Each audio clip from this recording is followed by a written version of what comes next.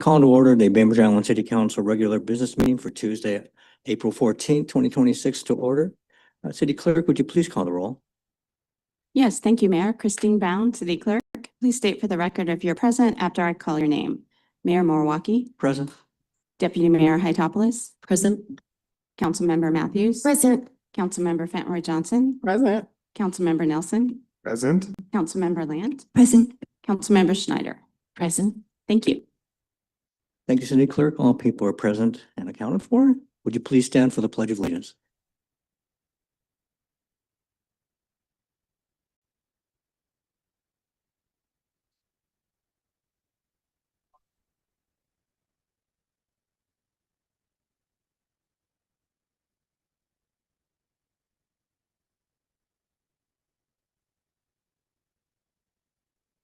To the council, I'd entertain a motion to approve tonight's agenda. I'd like to make a motion to add the agenda. State the motion. We Is there a need to do second to the this? land acknowledgement. Oh, we're gonna do that. Jumped ahead. Pardon me. Oh, the most important part. This is now a new tradition to have students from our different schools come and read a land acknowledgement.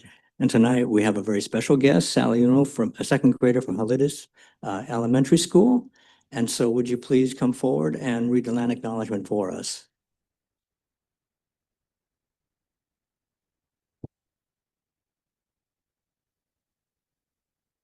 Every part of this soil is sacred in the estimation of my people. Every hillside, every valley, every plain and grove has been hollowed by some sad or happy event in days long vanished. Chief Seattle, 1854. We would like to begin by acknowledging that the land on which we gather is within the ancestral territory of the Sequabs, people of clear salt water. Suquamish people, expert fishermen, canoe builders, and basket weavers. The Sequabs live in harmony with the lands and waterways along Washington's Central Salish Sea, as they have for thousands of years. Here, the Sequabs live and protect the land and waters of their ancestors for future generations as promised by the Point Elliott Treaty of 1855. Thank you so much, Sally. And Sally, I'm going to present to you in a moment this presentation, and we say thank you. The City of Bainbridge Island thanks Sally for their contribution in reading the Suquamish Land Acknowledgement at the April 14th, 2026 City Council meeting. Your words help us honor the richly complex history and continued presence of Indigenous peoples in our community. Thank you for using your voice to help create a more respectful and inclusive city, signed by me, Clarence Moriwaki, Mayor Bainbridge. And I would like all of our council to come down and have a group picture with you. Is that all right? Okay.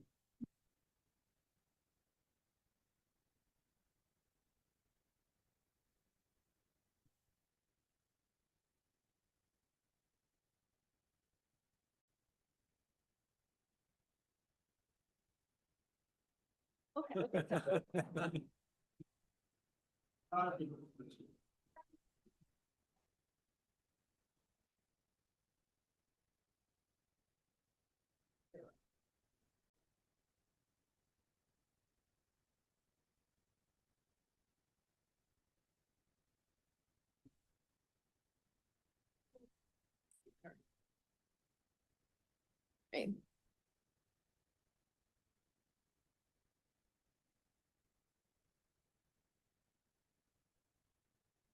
All right, and now I will ask for the council to have a motion to approve tonight's agenda. Deputy Mayor Hytopoulos. I would like to make a motion to add 2 items from communications to the business section of the meeting. And I would make that in 2 motions so the council has the opportunity to vote We already. aye or nay on either or both. Gonna wait for the mayor. So you made a motion, is there? I'm going to make 2 motions for G and H individually to move from communications to business. So the council has an opportunity to choose either or neither, all, or one. Is there a second to the motion? Second. I move to move Can we have, item. wait, can we have a vote on that motion? I There's haven't one made- motion. She hadn't made the motion. I thought you seconded. That's something. actually a good point. There was nothing to second. Sorry. Second. I'm going to make the motion in two motions All right. so that it's not two items. First motion is to move item 8G to regular business for discussion and possible action. Second. Okay, we have one motion on the floor from Deputy Mayor Hytopoulos and seconded by Councilmember Nelson to add item 8G to the regular business agenda. Any, And I will speak to it briefly, not Sure, for the content. please. I've been asked not to speak to the content, and I will not. I will just simply say that this is an unusual action, I know, and it is for the urgency of the issue. Just to confirm, Deputy Mayor, are you going to do the second, you're going to do another motion separately? Okay. any further discussion on this motion? Councilmember Scheider?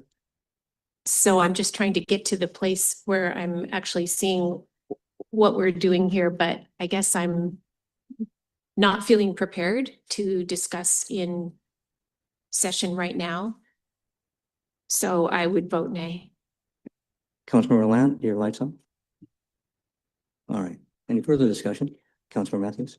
Thanks, Mayor, and thank you for bringing this forward, Deputy Mayor. I was going to speak to this. We actually worked on this, and this was something that I thought, because of some things that really positive things, really that I thought that Deputy Mayor was doing for our community, I wanted to take a few steps forward and work on this with her. We're getting there, folks, and we are working together. I don't think we need this here anymore because of Planning Commission's motion, which is the next one. So I'm willing to support that one to get this. So they have some very specific questions for us. Time is of the issue. And so that's why I'm not going to support this one. Further discussion on the motion? Call the question. All in favor, say aye. Aye. Opposed? Nay. Vote is 3 yea and 3 nay, and the chair votes nay. Second motion is to move item 8H for the same reason to business, the business portion of the agenda for discussion about possible action. Second. Moved by Deputy Mayor Hytopoulos and seconded by Councilmember Nelson to add this item to the agenda. Further discussion? Seeing none, I'll call a question. All in favor, aye. Aye. All opposed, so I was 4 Nay. and nay, so it was 1. Deputy Mayor Hytopoulos, Councilmember Matthews, Councilmember Brown Franklin Johnson, Councilmember Nelson, and Councilmember Lamb. Yes, so it's 5-1, and I will vote nay. So 5-2. So now, is there another motion, Deputy Mayor? No, I just want to point out that, in other words, then item 8H is now added as hopefully item, is it 7H? Right, Thank you. very good. So I would accept a motion to approve tonight's agenda as amended. So moved. Councilmember Nelson moved to approve tonight's agenda as amended, seconded by Councilmember Lant. Any discussion? Councilmember Scheider. Was there an executive session item that we needed to add to our agenda? We did. Where's the motion? Good point. I withdraw my motion. Thank you. Yeah, we got to do that report. Accept a motion to just have the executive session added to the agenda.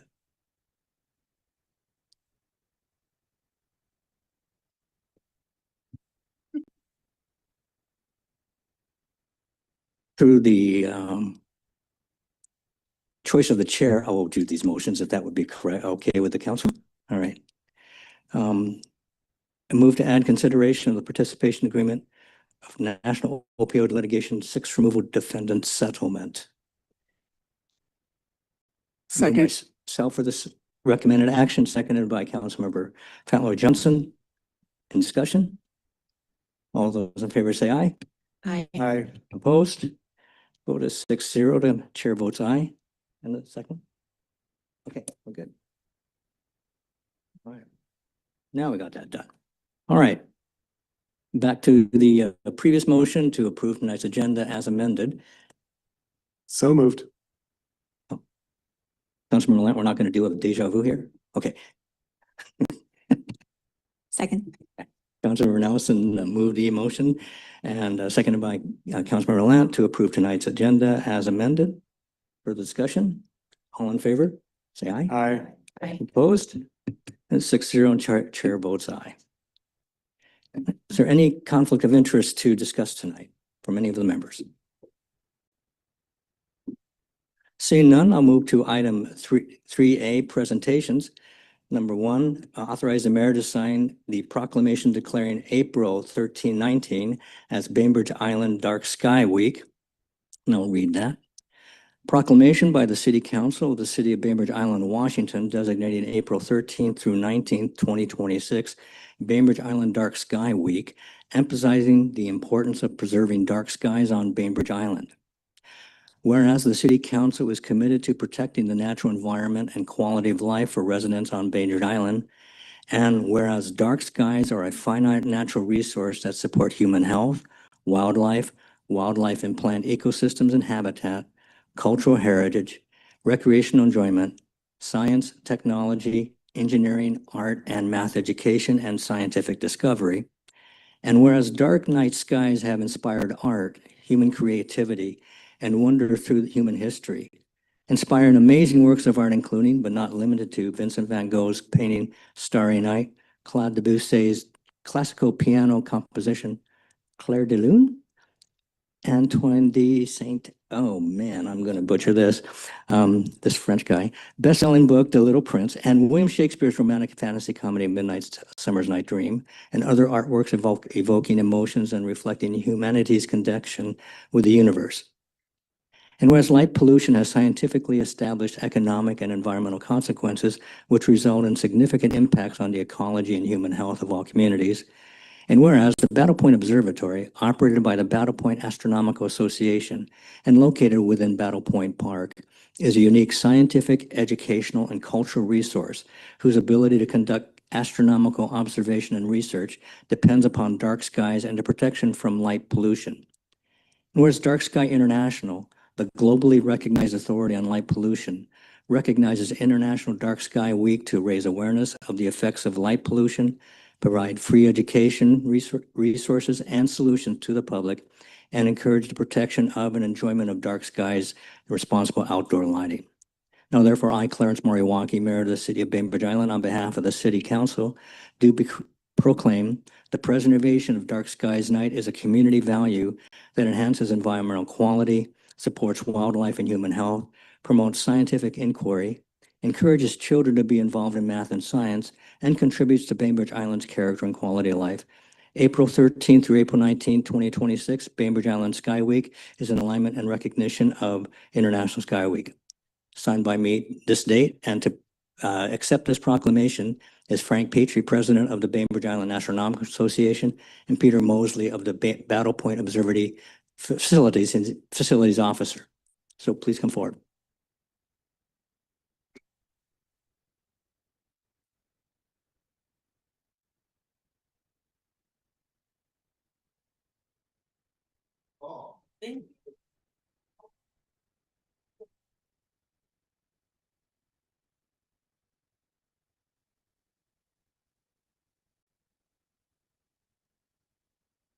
Frank, you don't want to make a comment? And full disclosure, Frank and I have exactly the same birthday, same year. We determined he was born a few hours earlier, so he's the older brother. Thank you, Frank. Thank you, Clarence, and thank you, Council. On behalf of the Battle Point Observatory and everybody at the Battle Point Astronomical Association, thank you for recognizing the importance of dark skies. Tonight, Peter and I are going to be leaving very soon to run over to the Linwood Center to watch our series of movies that are playing at the Linwood Theater tonight as a sort of a kickoff for Dark Sky Week. And we have many events through the course of this Dark Sky Week and beyond through the month of April to celebrate dark skies and to highlight the importance of dark skies. So this proclamation is sort of the icing on the cake for all of that. Thank you very much. Thank you, Frank. Okay, item 3B on our agenda, the proclamation declaring the week of April 19th through 25th as National Volunteer Week. I believe Councilmember Franklin Johnson will be reading this proclamation. Yes. A proclamation by the City Council of the City of Bainbridge Island, Washington, declaring April 19th through the 25th, 2026 as National Volunteer Week on Bainbridge Island. Whereas the individuals, groups, and government that together form our community are at the center of our social life, and whereas the volunteers in a community can inspire, equip, and mobilize others to take action that changes the world, and whereas the giving of oneself in service to others empowers the giver and the recipient, and whereas experience teaches us that effective government requires and benefits greatly by volunteer support and involvement, and whereas experience also teaches us that government alone cannot solve all of our social problems, nor can it reasonably energize all of the many organizations and activities that combine to build a vibrant community. And whereas our island's volunteer force is a great treasure, and whereas volunteers are vital to our future as a caring and productive community and nation, and whereas during the week of April the 19th through the 25th of 2026, volunteers all over the nation will be recognized for their commitment to service by the observation of National Volunteer Week. And whereas the city will recognize the service of its volunteers at a special event on May 6, 2026, now therefore I, on behalf of Clarence Moriarty, Mayor of City of Bainbridge Island, on behalf of the City Council, do hereby proclaim April 19th through the 25th, 2026 as National Volunteer Week on Bainbridge Island. And on behalf of our city, thank my fellow islanders for the generous and effective volunteer efforts on behalf of our community and urge them to continue to volunteer in any and all ways possible. By volunteering and recognizing those who serve, we can come together to make a difference. Dated this 14th day of April 2026. And here to accept this would be the National Volunteer, would be Stephen Richardson, Executive Director of Bainbridge Prepares.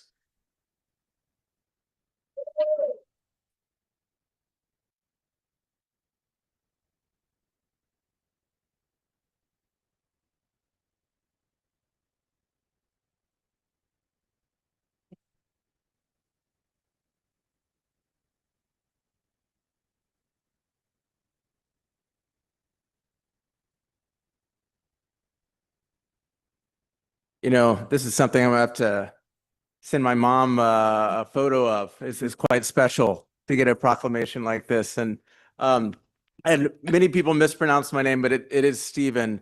But it's no offense to the namer over there. It happens a lot. But you know, what's also funny is that my last name is Richardson, and when I sign my emails, lots of people respond, "Hey, Richard."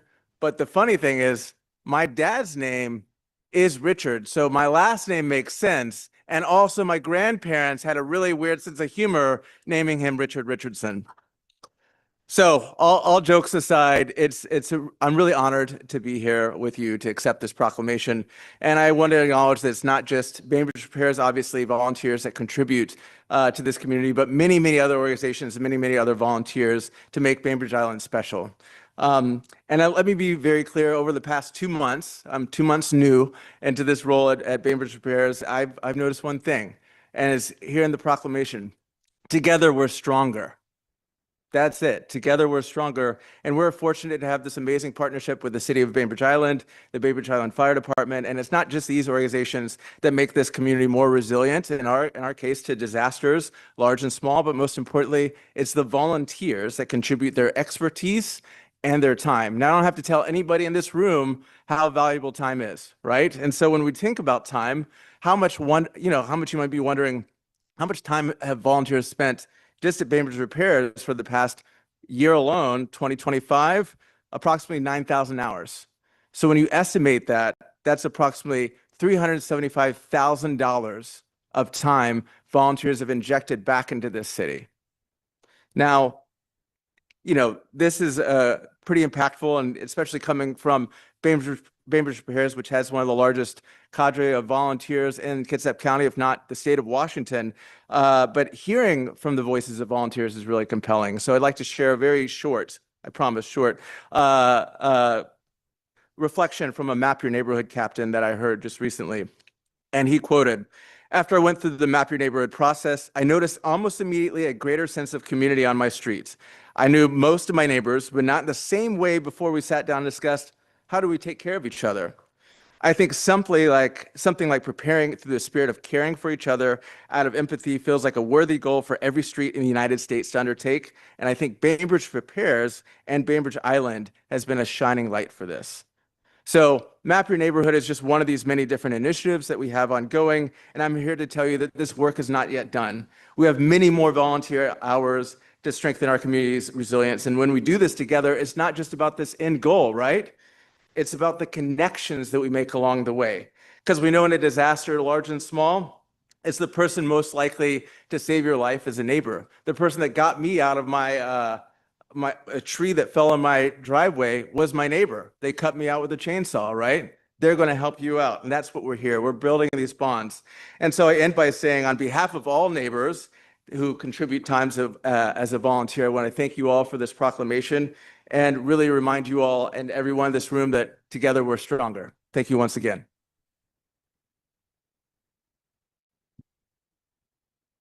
Thank you, Mr. Richardson, and I'm glad you weren't injured in that accident. Item 3C, a proclamation declaring April 24th, 2026 as Arbor Day, and Councilmember Scheider will read this proclamation. Thank you, Mayor. A proclamation by the City Council of the City of Bainbridge Island, Washington, declaring Friday, April 24th, 2026 as Arbor Day. Whereas in 1872, J. Sterling Morton proposed to the Nebraska Board of Agriculture that a special day be set aside for the planting of trees.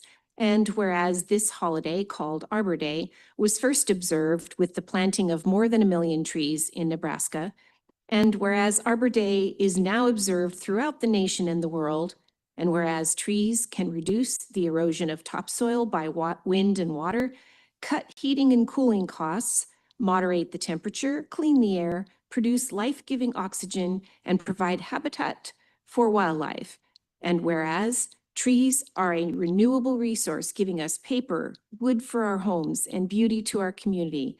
And whereas trees in our city increase property values, enhance the economic vitality of business areas, and provide character to our community.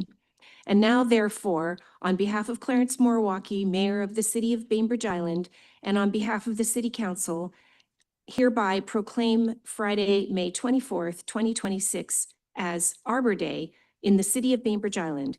And I urge all residents to celebrate Arbor Day and to support efforts to protect our trees and woodlands.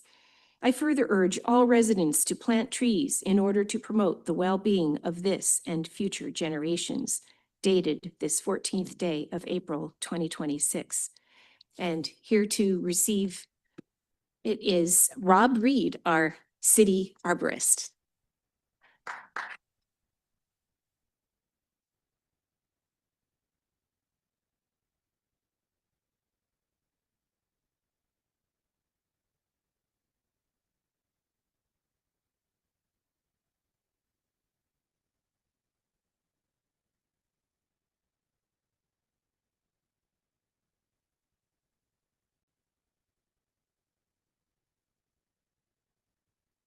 Thank you, Council, for the opportunity to accept this year's Arbor Day proclamation, marking the beginning of the city's 22nd consecutive year as a Tree City, USA. On Arbor Day, we celebrate this vital natural resource that gives Bainbridge Island its characteristically sylvan atmosphere.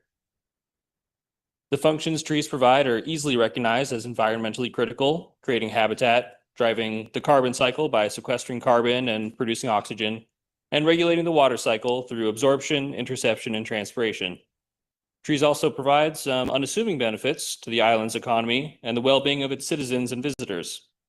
Studies find that as trees provide aesthetic beauty to communities and create appreciable decreases in urban temperatures and experienced air pollution, they reduce rates of stress and high blood pressure, reduce hospital recovery times when viewable through a window, stimulate retail patronage, and slow traffic when lining urban streets, reduce costs associated with both cooling and heating buildings, and increase property values by upwards of 20%. As the Bainbridge Island City Arborist, I help support the city's delicate balance between allowing for urban development and nurturing the island's naturally verdant quality. For me, every day is Arbor Day. Thank you. Moving to item 3D, proclamation for Sexual Assault Awareness Month, will be read by Councilmember Matthews. Thank you, Mayor. A proclamation by the City Council of the City of Bainbridge Island, Washington, declaring the month of April 2026 as Sexual Assault Awareness Month.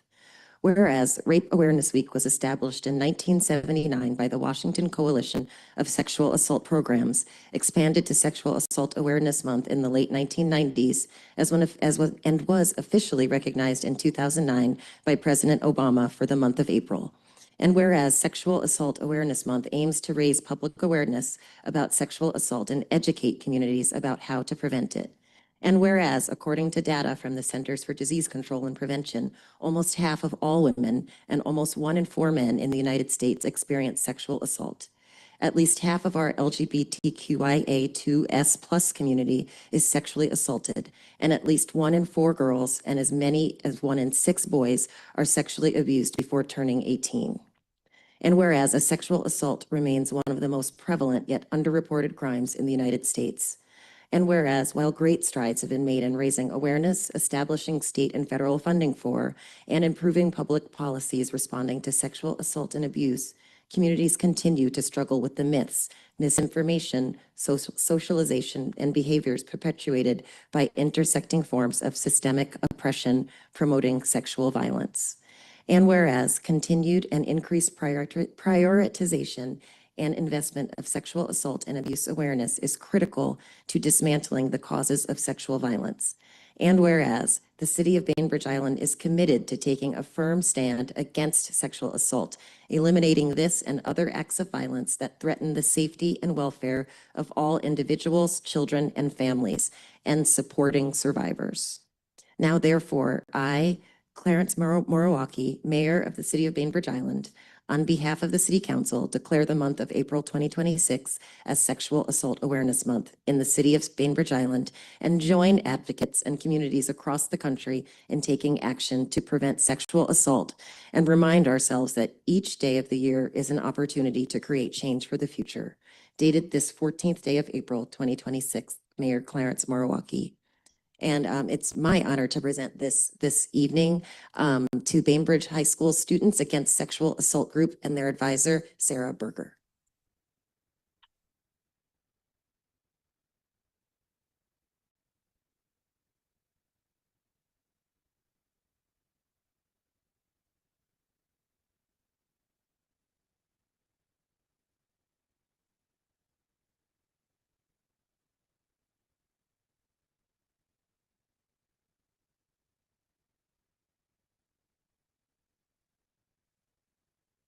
First, we would like to thank everyone in the room for this honor, especially Councilmember Matthews. I'm Amos Tremble, a co-president of Students Against Sexual Assault, or SASA, and I'm joined by my co-president, Tilly Clark. SASA is a Bainbridge High School club that strives to spread awareness about sexual violence prevention. We are so excited to receive the City of Bainbridge Island's proclamation for Sexual Assault Awareness Month this April. SASA was started by a group of students interested in changing the way our campus views sexual assault and rape culture. We aim to teach students about consent and healthy relationships while creating a safe space to promote the general welfare of the BHS student body. We also have worked to raise money for larger scale organizations. For example, last April, we collected over 1,000 donations of personal hygiene products, clothing, and other non-perishable items to support the Grateful Garment Project, a nonprofit that provides support of survivors of sexual assault. This year, we are holding a donation drive to support Rebuilding Hope, the sexual assault center serving Kitsap and Pierce County, which all community members can support on Sunday, April 26th from 10 to 1 p.m. at the Bainbridge Island Safeway. Thank you for your recognition of SASA and Sexual Assault Awareness Month. We encourage you to use this proclamation as precedent for acknowledging the role everyone can play in preventing sexual violence and supporting survivors. Thank you. Thank you. Thank you.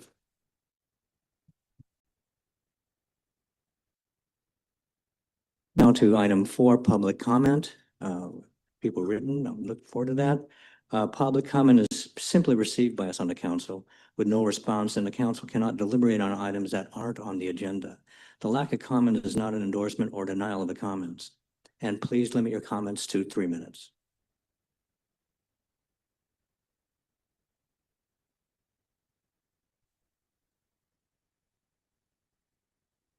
I'm going to read two names. So the first name, please come up, and the second one be in the batter circle.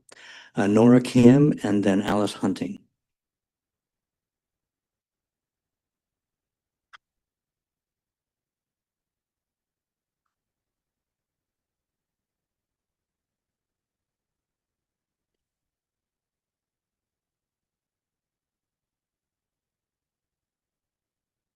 Good evening. My name is Nora Kim, and I'm a proud volunteer member of the City of Bainbridge Island's Race Equity Advisory Committee. Members of REAC volunteer our service to the Bainbridge Island community because we are experts in systemic and structural racism and bias, whether that knowledge is gained through our professional careers or informed by lived experience. For some of us, including myself, both are true. Our members invite inquiry, curiosity, and engagement regarding REACT's work as presented in the work plan in service of advancing equitable benefit for the community, all members of the community. Together, we've made some incredible progress over the past 6 years and felt the support and appreciation of many council members, past and present. We offer our thanks to Councilmember Hitopoulos for her work recently stewarding the guiding principles. However, recent questioning by Councilmember Nelson about REACT's purpose, scope, activities, community connections, budget, and quote-unquote agenda are damaging our working relationship with this council, and worse, sowing contempt and distrust of REAC and its members within the community. Further, these questions and comments from the dais and on social media reveal a lack of baseline understanding or self-study into our city's reason for founding REAC in 2020. I offer this from the Chapter 2.72 on the Race Equity Advisory Committee from the Bainbridge Island Municipal Code. 2.72.020, Establishment and Purpose. A. This chapter establishes a Standing Race Equity Advisory Committee, herein called committee, to provide informed recommendations to the City Council on programmatic, community, and legislative options to address and rectify systemic and structural racism and bias within government and law enforcement. B. Working for racial equity benefits everyone. Deeply racialized systems are costly and depress outcomes and life chances for all groups. The goal of the committee is not just to eliminate the gap between white people and people of color, but to increase the success for all groups. While strategies to achieve racial equity may target the needs of a particular group, racial equity develops goals and outcomes that will result in improvements for all groups. Systems that are failing communities of color are actually failing all of us. Aside from our focus on race equity, our role is no different than other advisory committees. We offer recommendations, not mandates, for the benefit of complete information and perspective to City Council to result in the best possible policy proposals and decisions on behalf of the community. We aim to be a safe space for underrepresented community members to voice concerns to City Council as representatives and liaisons. As council advisors and members of City Council, it is our shared responsibility to work collaboratively on the same team towards a welcoming, healthy, and thriving Bainbridge Island. Thank you, Nora. Thank you. Alice Hunting, followed by Caitlin Lombardi.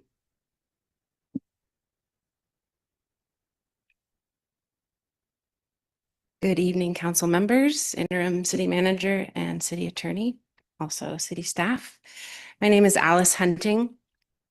I'm here tonight to voice my enthusiastic support of the city's Race Equity Advisory Committee, including their past and proposed work plans. I've witnessed REAC and its individual members come under scrutiny recently, both in this room and in public forums. Undermining and scapegoating a group doing the work of quote, interrupting racism, bigotry, and prejudice whenever encountered, as stated in REACT's mission, points out why our city needs this particular advisory committee. I've also witnessed members in this council come to REACT's defense, humbly listen, and work collaboratively with the committee's recommendations. More of this, please. REACT is a vital committee. They hold the mantle of racial equity and bring this crucial lens to the city's processes, plans, and policies, places where many systemic isms often lurk, if not blatantly state claim. I am grateful for REACT's work and the spirit with which they engage it, and I support the continued advice of the committee to this council. Thank you. Thank you very much. Caitlin Lombardi, followed by Debbie Hasse.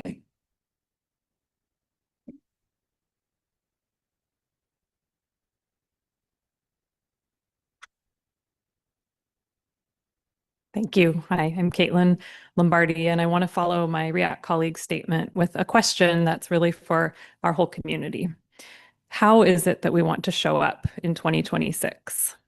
We are facing a powerful, dangerous, and emboldened backlash against racial progress in this country right now.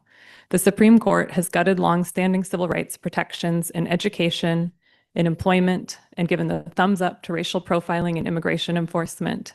The Department of Justice is going after reverse discrimination and pursuing the theory that white people are the true victims of racism thanks to DEI. The president is denying the horrors of enslavement and erasing history that contradicts him from our museums, national parks, universities, and public schools. He drew loud cheers from half the room when he celebrated killing DEI at the State of the Union in January. And what are we doing on Bainbridge Island? How are we meeting this moment? We proudly teach our elementary students about this community's resistance to the incarceration of our Japanese neighbors during World War II, focusing with the clarity of hindsight on those who used their voices and power to speak against it. And now, in the midst of all we face as a country, a faction of this same community is showing up to fight its own Race Equity Advisory Committee. We see council members and community members questioning the realities of racism and the need for any formalized race equity efforts on Bainbridge Island at all, the need for this committee, and the need for the long fought for equity and inclusion manager position on city staff. We see one council member feeding the echo chambers of social media with ideas that REACT is not to be trusted, is sneaky and out of line, being treated too favorably, or somehow overstepping its authority. These tactics are tired, as old as the country itself, and in lockstep with the greater backlash we face today. Racism relies on fear, and one thing racism is very good at is wasting everybody's time, talents, and resources in a constant battle for self-preservation. We've wasted a great deal of time over the past couple of months in numerous venues and platforms, rehashing history and basic concepts that every council person should know, and stating over and over again that REACT is here to advise, provide advice you're free to take or leave. So please, to the newer council members here, it should not be the job of my colleagues of color on REACT or your colleagues of color on this council to continually educate, remind, and reassure you that yes, racism does in fact exist on Bainbridge Island, whether you've experienced it or are willing to believe it or not. Let's please stop wasting time. We have plenty of other work to do together to make Bainbridge a welcoming community for all. Thank you. Thank you. Debbie Hasse, followed by Marcia Cutting.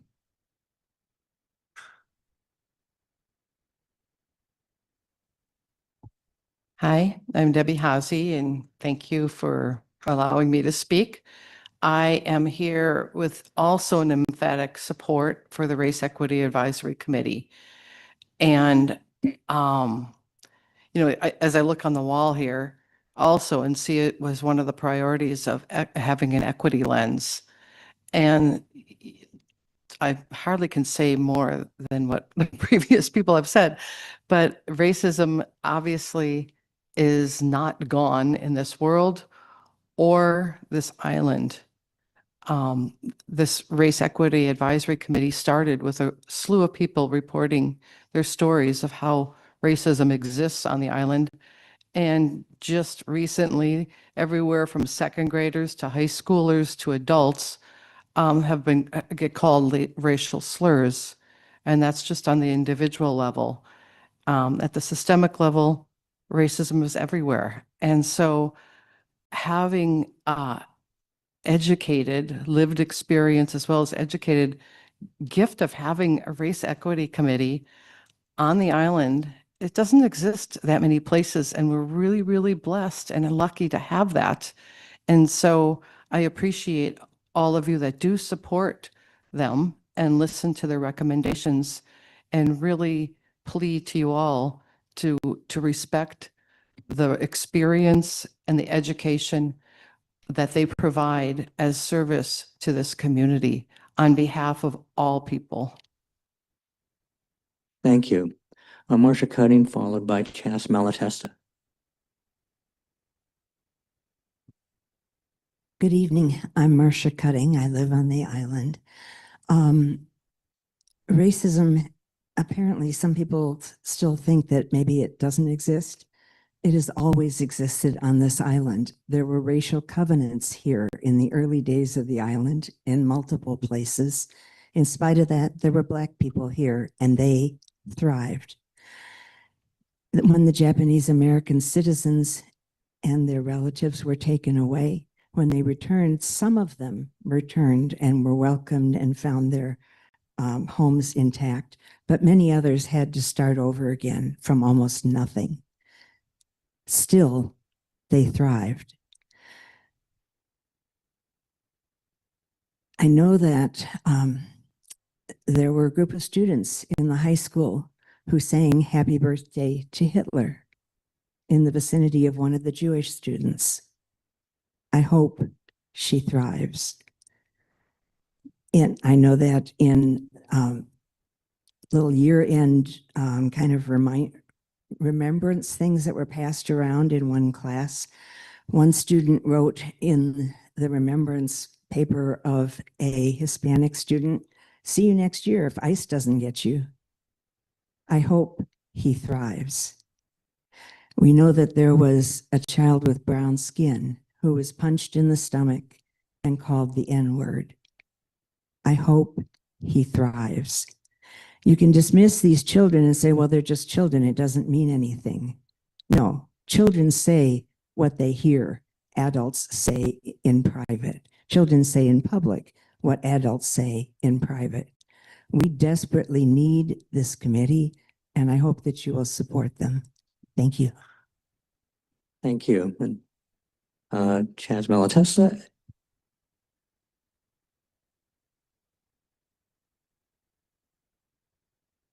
Good evening, Council, and thanks for having me. I normally would say something pithy or maybe a joke or something, a topless something, but tonight I'm not here to do that. I'm here as one of the founders of the Race Equity Advisory. At that time, we called it Race Equity Network.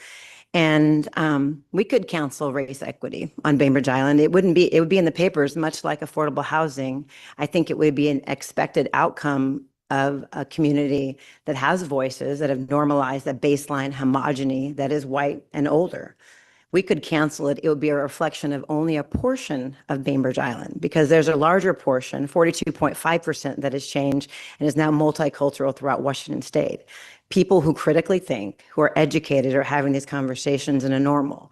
The only side-eyeing we're doing of equity is in populations that are homogeneous and less literate. We are a well-read island who have conversations about expanding how we talk about history, whose history, and the location of that history. And this is a history of equity. From the forced removal to government to military, we were based on a multicultural, multilingual region.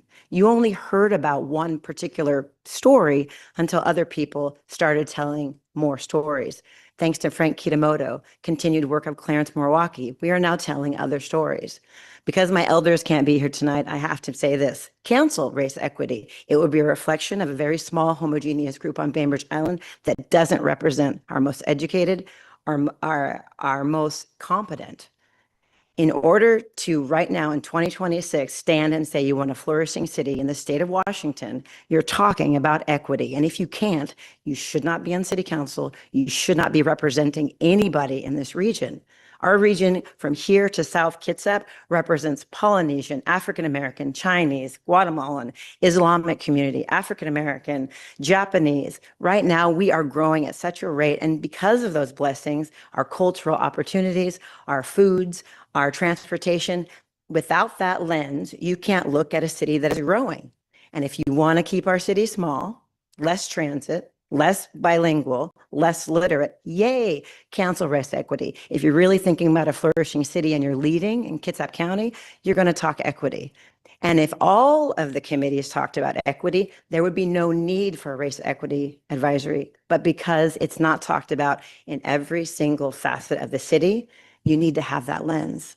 And until you show another competent way to be able to look at all those variables, it is on you.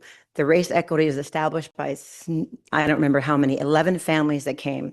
And I don't want to talk about the negative. It makes it very vulnerable to talk about the stories that were presented to City Council. Stories of the word nigger written on things, or the stories of their children being affected. And I don't want to be anybody's negative narrative tonight or tomorrow.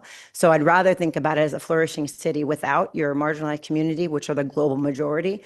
Bainbridge would not be what it is today. Look at our council. It's like Star Trek now. Thank goodness. We are not one voice. We are not a cis white male voice. We are not one voice. And to be a representative in Bainbridge, you need to represent all of us. Thank you so much. Thank you. That's the end of the sign-up sheet. Are there people in the audience who would like to come forward and speak? Please come forward and identify yourself.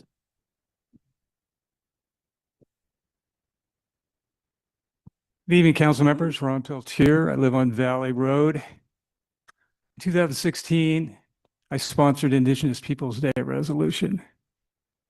We've had observances of Indigenous Peoples Day ever since. And it basically paved the way for our Race Equity Advisory Committee. A number of those observances had panels where Indigenous people talked about growing up on Bainbridge Island or North Kitsap, some really powerful stories. One of the stories that we heard in 2016 was a famous architect who lives on the island. He designed the Museum of the American Indian in Washington, D.C. He designed the Japanese Memorial in Eagledale. He got up and talked about growing up in Oklahoma. And one day, his family went into town to visit some friends. And they're really nice grass and trees, unlike the reservation where they lived. And at one point, a police car came up and talked to went up to the door and talked to the people who lived at the house. And a little bit later, his dad came out and told the kids, well, we're going to have to leave pretty soon. Well, it turned out this was a sundown town where they had visited. Later on, when he, after going to college and stuff, he moved to Bainbridge Island, and he wanted us all to know what a welcoming community this was for him and how at home he felt on Bainbridge Island. Do we have any racist incidents that happen? Sure, we're not perfect. And things have gotten a lot better since when I was growing up here on Bainbridge Island. It disturbs me to see a council member attacked for simply wanting to talk about things. At the beginning of a race equity advisory committee meetings, they talk about uncomfortable conversations. So here we have a council member who initiated some uncomfortable conversations. Now he's being called a racist, basically. To me, that's unacceptable. It's really disappointing.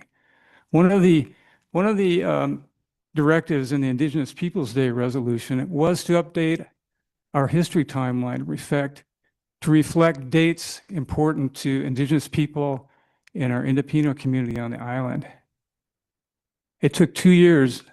Our equity advisor here assembled a committee, and they decided not to update the timeline, but to get rid of the timeline, replace it with poetry and other written works. There were some really important dates that could have been on that timeline to help educate people about what's happened with Indigenous people in Suquamish.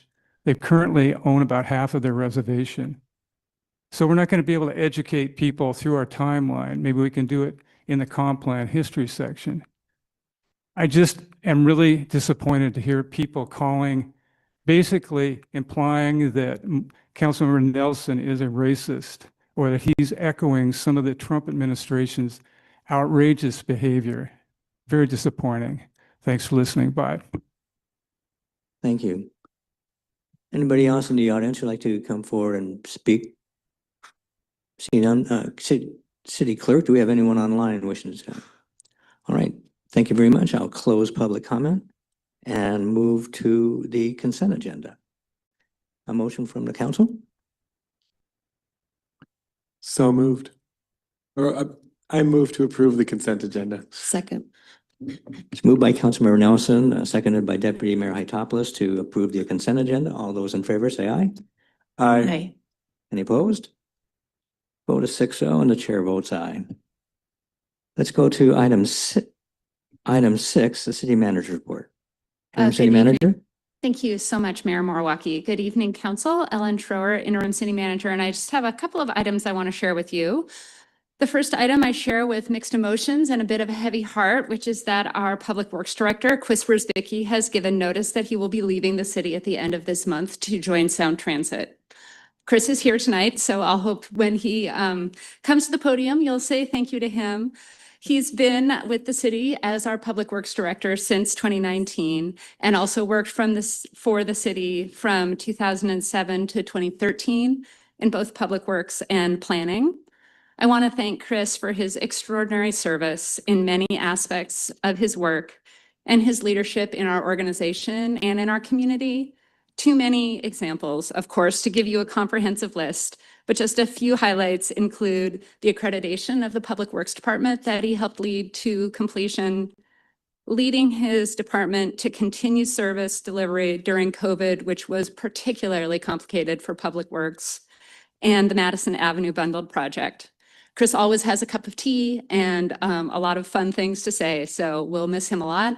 And just wanted to recognize, maybe Chris, you can come to the podium for a minute.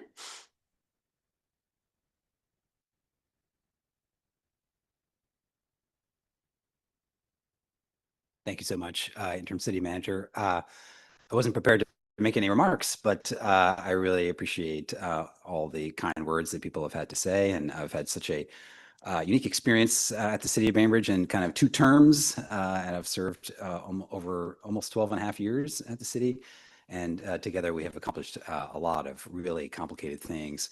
And, you know, every time I get up here with an opportunity to talk about public works, I have to remind you about what just a fantastic team of people this is, how dedicated they are to their work and passionate and for serving the community. You are really very lucky to have them at your service. And I hope that, you know, they go on to do great things for you in the future. So thank you so much. And with apologies for the pop quiz there, Chris, sorry about that. Chris will be at the podium in 2 weeks for his final council meeting. And he'll be sitting here in this chair as I will be out of town on the 28th of April. So he's going out on a high note. Just a couple of other things for you. One, we have to look ahead. Thinking about council meetings and things that we're going to be trying to get done in May and June. There are 2 big topics for the city council to consider. One is the comprehensive plan and the other is working on the selection of the next city manager. The items that you see up on the screen or in front of you right now is really a very first draft at introducing and providing times for consideration of approval of the required and voluntary elements of the comprehensive plan that we've chosen to do. I'm not asking for any action tonight, but I just wanted to show you that it can be done. It will also require a lot of focus. And so as we consider other items we might want to take up, we may need to defer those until after the comprehensive plan is complete so that you have really adequate time for staff to walk you through these items that have mostly come through Planning Commission now. Planning Commission is working very hard to finish up their review and recommendations in April, and they'll be coming to you in May. This is one way that we can do it. This does not assume any additional meetings, but we do have these these meetings that are available, there are 3 in May and 3 in June, with the opportunities to schedule additional meetings as needed on 3 additional Tuesdays. So that's all for that, but just wanted to bring that up so you can have that in your mind as you're getting ready for the next couple of months. And then finally, we have an ongoing road project that will create some traffic delay tomorrow between 9 and 5 a.m. On Madison Avenue at 2 separate locations, Madison Avenue and Highway 305 on the north end, and Madison Avenue and Island Way midway. This is work that will be moving materials and equipment to finish up the off-site portion of the water tank improvement. There will, in those 2 areas, there may be one, or they will be restricted to 1 lane with flaggers, and there may be times during material and equipment unloading when traffic would be stopped for up to 10 minutes. So if you're able to take an alternate route tomorrow between 9 and 5, I'd suggest that. Thank you. Thank you, Interim City Manager. Any questions? Deputy Mayor Itopoulos and then Councilmember Nelson. I just wanted to ask, where is there a place that we can see that schedule? Is it up online or is it? I can email it to you, and I can also post it to the website if that would be helpful. Thank you. We'll also, and we'll add it to the council packet for today as well, so it'll be available to the public that way. Councilmember Nelson. Yeah, and this is not, just a comment, which is that May 12th meeting, and we may want to consider whether we should schedule additional meetings because you have the island-wide mobility plan, the groundwater management plan, the introduction, which has the guiding principles, and the whole Winslow sub-area plan all in one meeting. That's a lot, right? I'll just put that out there. That's a lot. So no action or ask at this point, but just putting that out there. I acknowledge that this is an ambitious schedule. There would be a lot to cover in every meeting. So yeah. Councilmember Lamb. Thank you very much, Mayor. Just a quick question. The timeline that you showed us, that's based on the resolution that council made to complete the review of the comprehensive plan update. So this is a self-imposed timeline, correct? That's correct. All right. So there is possibilities if we don't meet this, it is our own resolution that we will be in violation of, which will just be, it's self-imposed. Staff is bringing you the calendar that allows you to meet your deadline that you set. If council chooses to set a different deadline, we can certainly do that. There are other ramifications that could come to pass, but we're still operating under that original guidance or the guidance from last year. And so that's why we brought it this way. Certainly open to adjustment if it needs to be adjusted. Any other further questions? Thank you very much for the report, and it's an ambitious schedule for sure. Now moving to regular business, item 7A, resolution number 2026-3, revising the city financial budget policies. Turn this to the interim city manager. Thank you so much. This is our first regular business item and also the first step in our biennial budget process. The city operates on a 2-year financial plan. Our fiscal year is the calendar year, so we're getting started here in April for a budget that you'll be looking at in the fall and adopting to start in January. Right now, we're in the second half of the 25-26 biennium, and we'll be working with you to prepare the 27-28 budget. This is a cooperative effort of the staff, the council, and the community as we decide how we're going to spend our resources. We're going to start tonight with a discussion of our financial policies, including our cost allocation manual. This set of policies forms the framework for the financial decisions that we'll be making with you for the balance of the year. These policies do not set operational priorities, but rather they explain our approach to how we make decisions and how we set up the financial backbone for the work that we're going to do. The operational priorities will come later as we get closer to budget. These policies are adopted by resolution, so our finance director will walk through that resolution with you and we'll ask you to schedule it for consideration at a future meeting. Like I said, tonight is the first step with sadly only a very few numbers from our finance director Pitts. He'll step through the budget timeline for context and then give you a high-level overview of the policies. Thank you.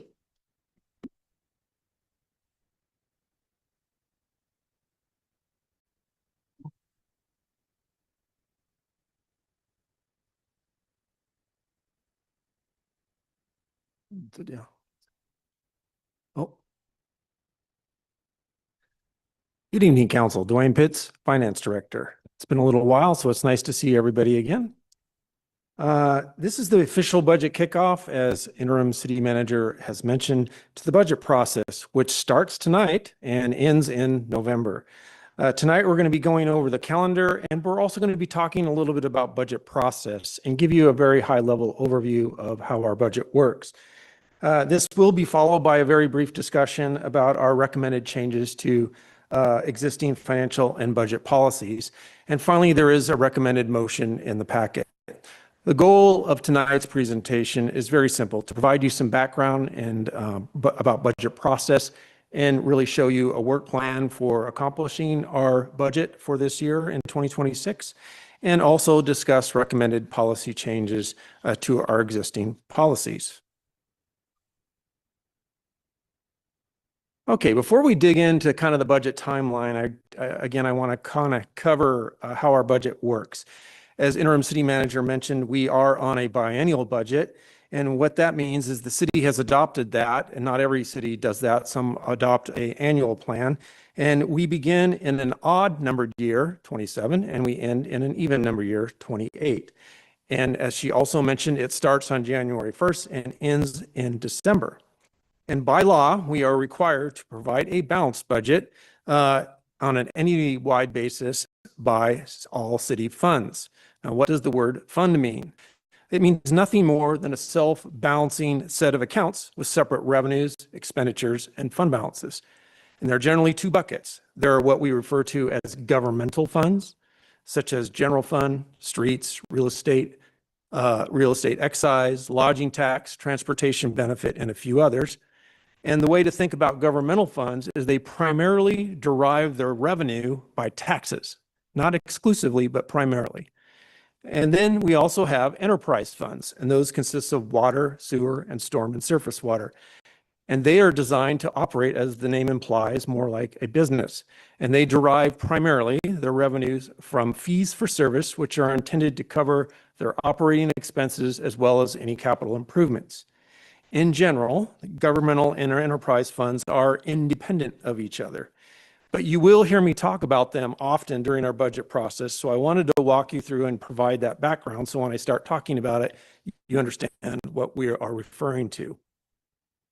And also, as mentioned earlier, the budget is adopted at a fund level. So when we talk about the funds, we adopt our budget at a fund level. And upon final adoption, the expenditure levels are determined, and we cannot exceed appropriations in those funds unless we get approval from you through a budget supplemental process. There are a total of really 3 steps to pass a budget. First, by law, the city manager or interim city manager has to bring to you by the 1st of October a proposed balanced budget. Second, we must hold a series of 3 public hearings: a preliminary budget hearing, a property tax hearing, and a final budget hearing. And third and final step, of course, is for you to adopt the budget ordinance that adopts the budget for the upcoming biennium. In conjunction with that, there is a 6-year 27 to 32 capital improvement plan that is embedded within the budget itself. So looking up finally to your budget calendar, tonight is the kickoff, but next month I will come back to you and start digging into some of the details about what our projections look like in this very uncertain times on revenues and expenses. So I will bring to you what we refer to as a baseline budget. What does that mean? We will do our best to estimate what the revenues at this early juncture will be for 27 and 28. We'll make estimates on those, and then we will bring back to you what sometimes is also referred to as a baseline or status quo. That is, we take everything exactly as it is in 25 and 26, and we make some assumptions about inflation on each of those, where it's labor or salaries or capital, and we make some assumptions about that, and then we kind of compare the two. Before we do anything with the budget or make any recommendations of the budget, we just kind of want to see where we're at. And that really provides a framework, if you will, for ongoing discussions. Do we anticipate a surplus? Do we anticipate a deficit? Or are we about breaking even? That's sort of the kickoff point. And that really provides the framework as we talk about budget for the rest of the year. Then we move into, before we move into June and August, we will probably have some sort of council retreat, or there certainly will be a feedback mechanism in which you all, after hearing that, will provide some feedback for our interim city manager and our directors to get some feedback about what you consider the priorities are for the upcoming budget. And then once we have those priorities and we have a framework, then we move into June and August, which is what I refer to as kind of the sausage making part of it. Staff goes back, grinds the numbers out, prepares a nice proposed budget book that we all give out to you. And then myself and staff and the city manager will do a presentation before October 1st. Traditionally, that has been the last business meeting of September. We will come to you and we will go through with what that looks like. And then we move into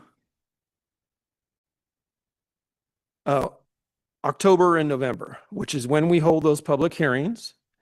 And we also have a council review, or what is also sometimes referred to as budget deliberations, where you go back and forth, get feedback from the community, and make recommendations back in the form of motions.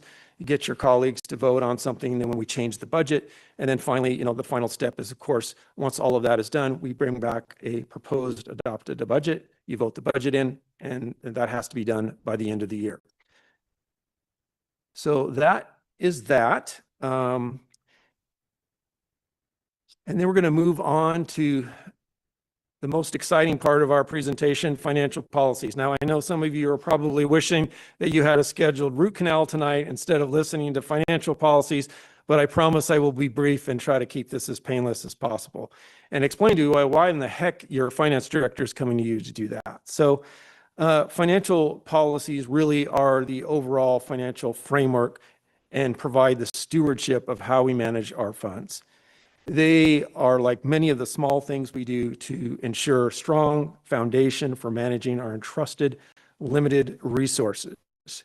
So every 2 years, we bring these things to you, and we really comb through all of our financial policies, and we look to see what best practices are. We get feedback from our various sources, and we make recommended changes. But we are not the only ones that look at those financial policies. No others do as well. The state auditor comes through and holds us accountable to our financial policies. Our rating agencies, such as Moody's, takes a look and uses those as a framework to see whether we are following best practices and whether we are adhering to our financial policies. And also, at the end of our budget, we provide to our peer group, the Governmental Finance Officers Association, who is a national organization that provides best practices. They review our budget, and they also look at our policies to determine whether we are following best practices. So they are not a static thing, and they are looked at more than just by us. And ultimately, what I want you to take away from this is that they provide a North Star, kind of a guiding light to manage how we govern our finances in the good times and in the bad times, and some might say especially in the bad times. So we prevent any unwise actions. We have a framework that we're trying to follow best practices, and if we do that, we should be able to manage our funds with good stewardship for years to come. So the last thing I just want to impart to you before we get to kind of some of the specifics is financial policies also need to be reasonable, and they need to be practical, and they need to evolve with the changing times and the economic realities of our everyday life. So the overall policies, which we're going to get to here in a second, are pretty minor in nature, with one exception, which you probably drew your eyes to right away, which is the change in reserves. So let's go over those. So the first recommendation, and probably the one that everyone looked at first, was the change in emergency reserves. Now, I want to delineate the difference between the emergency reserves and what our ongoing fund balance reserves are. Our ongoing fund balance reserves, which we have in the general fund as well as our utility funds, are a way of determining what is the minimum fund balance that we want to have on hand to make sure that we can weather any kind of financial storm. But there is also the emergency reserve. And what that is when the proverbial doo-doo hits the fan, and there's a thing like an earthquake or a fire or COVID. That was the last time I think we used it. When you need funds in a relatively short time frame and you don't have appropriation already set or enough appropriation in place, that's what these funds are for. And they require the approval of 5 council members to make this happen. So we haven't updated this guy in 13 years. So it's been since 2013 since there was any kind of change in this. And we looked at this and we said, well, gosh, things have changed quite a bit then, and there's been a lot of inflation since then. So what we did is we made a recommendation and we upped it by the inflation since then. And we made a nice round, easy to remember number of $1.5 million. So that's the biggest change probably folks are thinking about, and that's why we made those changes. The second item on here is something that we were already doing in practice. So this item reflects practice, is that our policies require that we do a monthly report as well as a biannual report, but we really have been doing them quarterly. So we changed the words to match the practice. And then there also, you probably have heard me refer to ongoing revenues and ongoing expenses quite a bit in the budget presentations prior, which implies what the heck is ongoing versus one time. Well, ongoing is the stuff that you would think about: taxes, property taxes, sales tax, lodging taxes, that sort of stuff that have an ongoing implication. They're ongoing and we can expect them to be going in the future. One time, which we wanted to define in our policies, which we didn't before, really are one-time things like grants is the biggest one that people think of, but it could also be settlements, it could be insurance claims, it could be things like that. The last 3 items all relate to cost allocation. So rather than get into the technical references, which is really what has changed here, the technical references, I wanted to talk to you at least what the heck is cost allocation. Cost allocation really is about allocating overhead. And overhead consists of things like finance, like legal, and some other things that benefit more than one fund. State law requires us that one fund does not benefit another. In other words, I couldn't dump all my finance charges of labor into streets, for example. That wouldn't be a fair and equitable and reasonable way to do things. So we go through, and through time and effort and best practices and audits and grants audits and so forth, we have created a cost allocation manual, which we have updated every 2 years for many, many years. And again, this is one of those things that are looked at, and they are looking at, are we allocating our cost in a reasonable way? Is it equitable and is it fair, so that one fund is not benefiting another? So we update that, we make changes to it every 2 years. And so these last 3 are fairly minor in nature, but they are technical references. And that really kind of wraps up my presentation this evening. There's a recommended motion in the packet, and I am happy to answer any questions and listen to your discussion. Thank you. Thank you, Director Pitts. And on that last slide, could you tell me what those acronyms were? Oh, yeah. Whoop. CFR and CFR is a reference to, what the heck is CFR? It's the federal guidance for federal grants. It's a big, large book that, oh gosh, my mind just slipped, but it's essentially a federal guide for grants. And those are standards that are pretty thick. And those are references that have been changed over time by the feds. And GAAP? Generally accepted accounting principles. Very good. Thanks very much. Thanks for your presentation. I don't know whose light was on first. Councilmember Nelson, then Councilmember Lant. The Code of Federal Regulations, CFR. Thank you. No, I just wanted to say thank you. And first, I like the change to quarterly reporting. I think that's a positive change. And I'm very supportive. I looked through all this.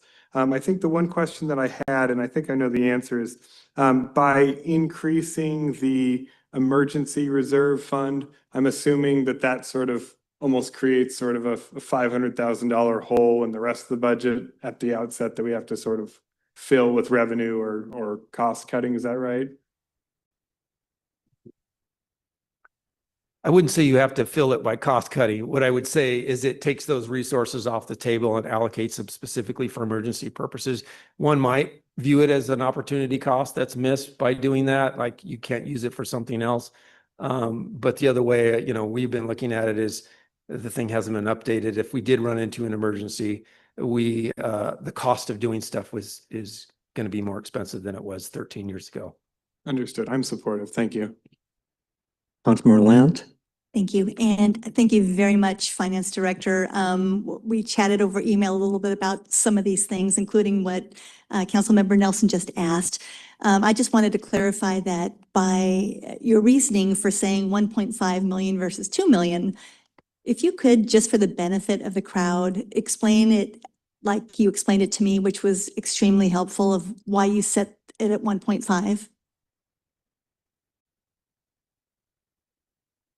Yeah, it was really nothing more than taking the inflation from the original number 13 years ago, and we analyzed it in detail and said, okay, fast forward 13 years and apply inflation since that time frame. It was, specifically like $1.45 million. We didn't want that number to be sitting out there because nobody would remember that, so we rounded it up to 1.5. But you wouldn't necessarily take it to 2 just because 2 is too much? Well, there are a couple ways. There are pros and cons to doing that, and there are certainly pros. One of the pros to doing that would be, well, that actually sets aside more funds for a serious situation that if we were to encounter, we might need those funds. And the other thing I think that some folks might not be aware of is FEMA funds, which are federal emergency management funds that have been available to us in the past under this current administration, are not as easy to get, and the funds have been cut and reduced. So one might say we might need access to those funds because there won't be as much reimbursement by the feds in the event of a major event. The con side, as Councilmember Nelson alluded to earlier, if you increase that another $500,000, you are essentially taking those funds off the table to be used for other programs, either to continue the existing programs or potentially to use them for different or new programs. That's the primary one. There are other smaller ones, but those are the big reasons. Thank you very much. Further questions for the Finance Director? Seeing none, I would welcome, Deputy Mayor Councilmember Matthew. Thanks, Mayor. I was just going to make the motion, if that's okay. Yes, please. I move to forward resolution number 2026-03, revising the city's financial and budget policies to a future business meeting for approval. Second. It's moved by Councilmember Matthews, seconded by Councilmember Nelson to move this budget discussion to a future meeting. All in favor, please say aye. Aye. Opposed? No. 6 votes yay, and the chair votes yay, 7-0. Let's go to item number 7B, approval of the Lodging Tax Advisory Committee recommendations. Interim City Manager? Yes, thank you, Council. This is the delayed award cycle of the Lodging Tax Advisory Committee Civic Improvement Funds for 2026. I want to thank Councilmember Matthews for being our voting chair and Councilmember Nelson for also serving on this committee. We also had 4 members of the community who were appointed in accordance with state law. There were 3 meetings over a series of weeks, and the recommendations are in the packet for Council's consideration, distributing a total of $400,000 across organizations working on economic development and tourism here on Bainbridge Island. Thank you, Interim City Manager, and thank you for your service, Councilmembers Matthews and Nelson. Any questions or comments on this? Seeing none. Go, Councilmember Matthews. Well, first was Nelson. That monitor is always in the way. Sorry, Councilmember Nelson. No, I just wanted to thank my colleagues who served on this committee. This was just a very collegial bunch, and we worked so well as a team, and we just did the work so smoothly, and it ultimately it was complete consensus in where we ended up with. So just a great process. I was honored to be a part of it. And I'm happy to make the motion unless my colleague, Councilmember Matthews. Okay. I move to approve the Lodging Tax Advisory Committee's recommendations for 2026 awards and authorize the interim city manager to enter into agreements with organizations for the amounts recommended and approved. Second. Moved by Councilmember Nelson, seconded by Councilmember Matthews to accept the direction of distribution of Lodging Tax Advisory Committee funds. Any discussion? Seeing none, all in favor say aye. Aye. All opposed? 5-0, and the mayor, city chair votes aye, 6-0.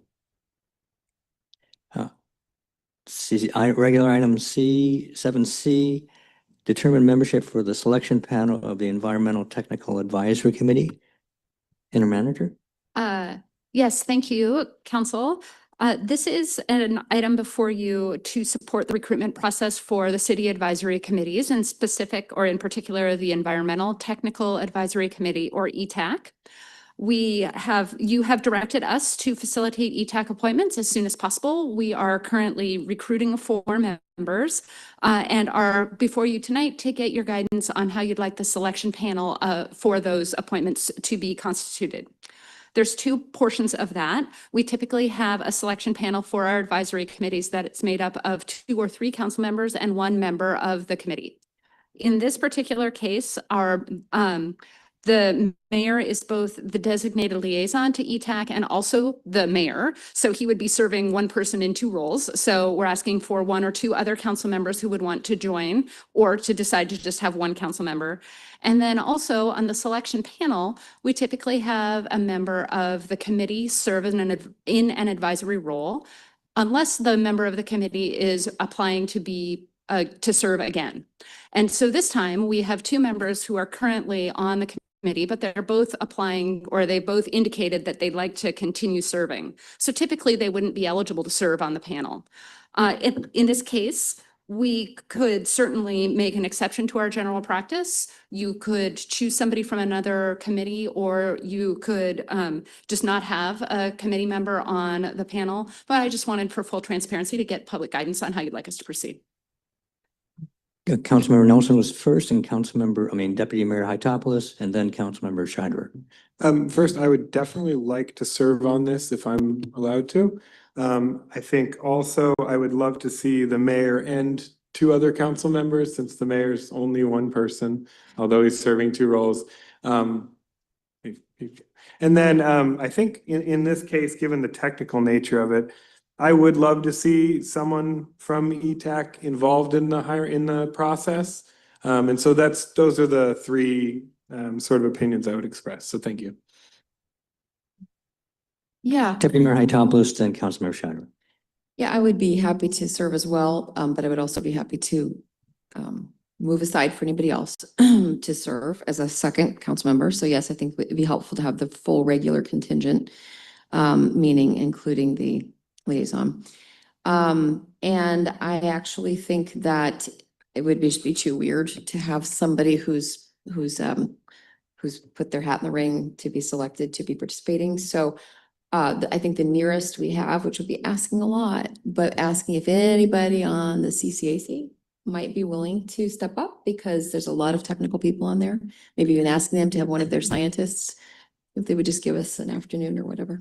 That'd be my first choice. I think that was that all the covered questions? Thank you, Deputy Mayor.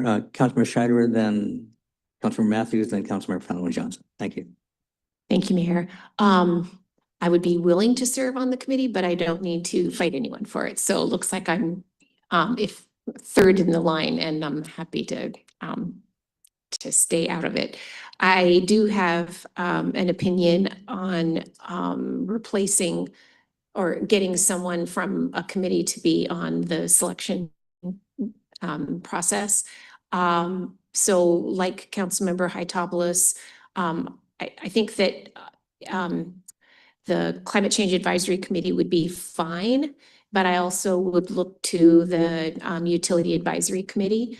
And so I don't know if I have a hard preference for that, but I would say either of those groups would be great. So we're continuing working on this sausage. Councilmember Matthews and Councilmember Fallon Johnson. Thanks, Mayor. So I think the committee is set for interviewing, so that's good news. And in this case, I think it is important to them. We've received some public comment around this issue that a member serves. I think since we can't do that, maybe we can give them the choice of Utility Advisory Committee or Climate Change Advisory Committee to sit in. Or I wasn't sure if all the members are up, or if there's a member who's available. But if not, I think I would support for sure one of the other two committees at their choice. Interim City Manager? At this time, the two current members are have both indicated they'd like to continue to serve. So I think, Yeah, so there isn't anyone who's not applying. okay. But I'd be happy to, so that's a third. I've now Okay. heard Climate Change Advisory Committee, Utility Advisory Committee, or Ask ETAC, which they prefer. Which they prefer, All or right, else so I was thinking keep of track. Mr. Kratzer. Is he he's not a member of the committee anymore? He is not. He's a past member. But he could also, I think, be an option if Sure. there was council support for that. Councilmember Fratler Johnson, then Councilmember Ladd. I agree. A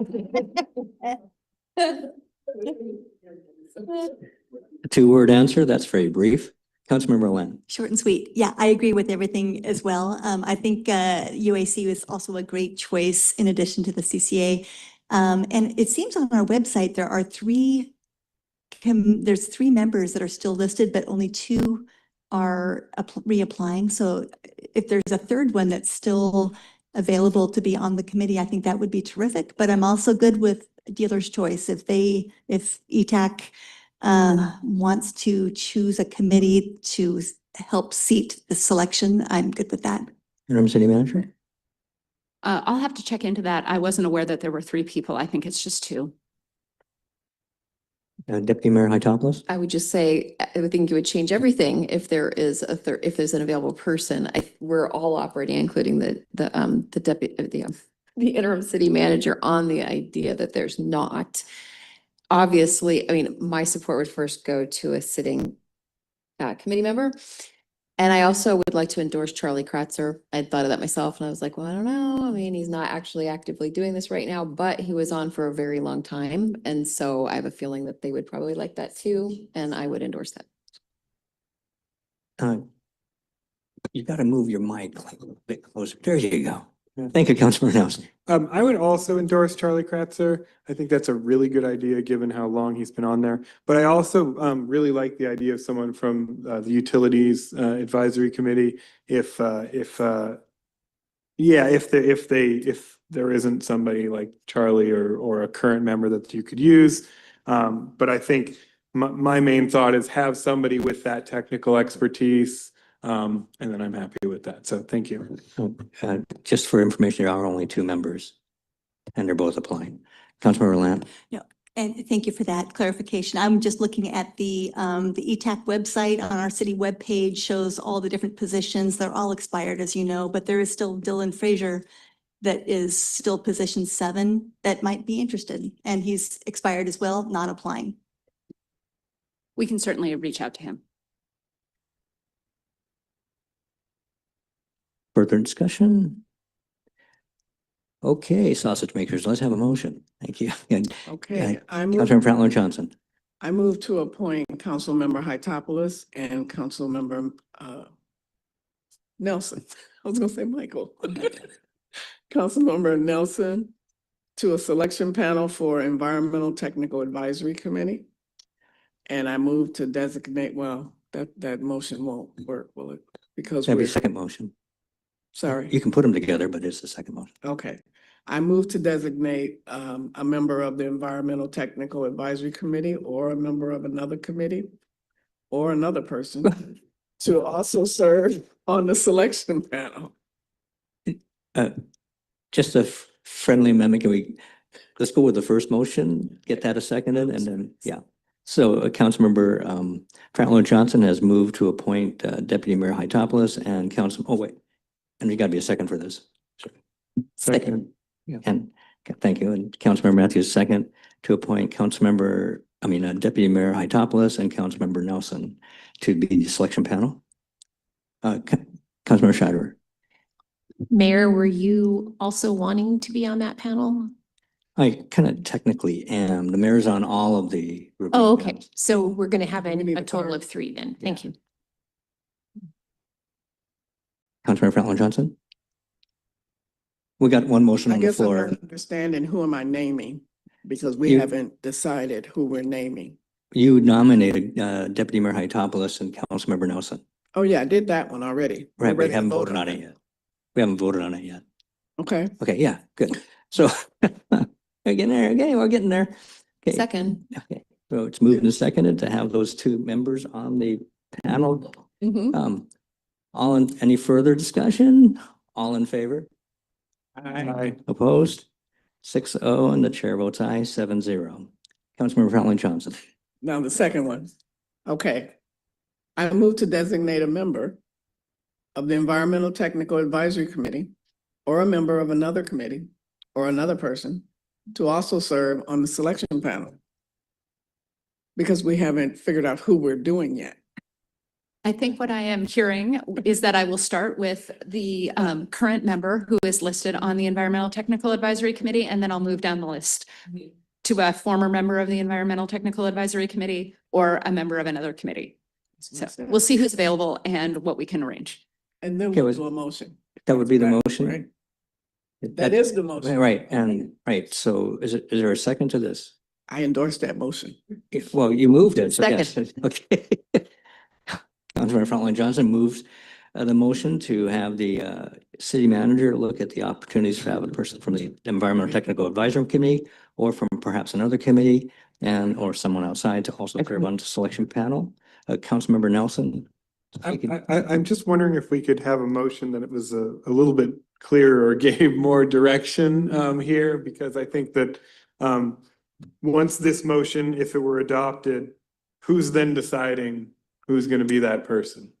Right? Councilmember Matthews. And so maybe we need to kind of create like a waterfall situation where we say, yeah, as the interim city manager had mentioned. Councilmember Matthews, then. Thanks, Deputy Mayor. I was just going to offer just a friendly amendment. That's a perfect motion. I would just add Charlie Kratzer's name as the other person and simplify it a little bit. Maker of the motion, and is there a second to that? Second. Yeah. Okay,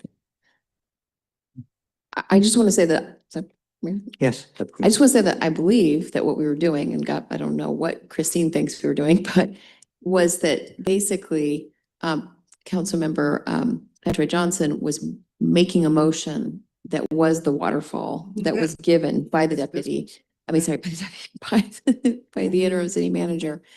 And so we could add that second, that she already did say her second tier was a former ETech, and then, or look at the committees we gave her. So I think we've got it.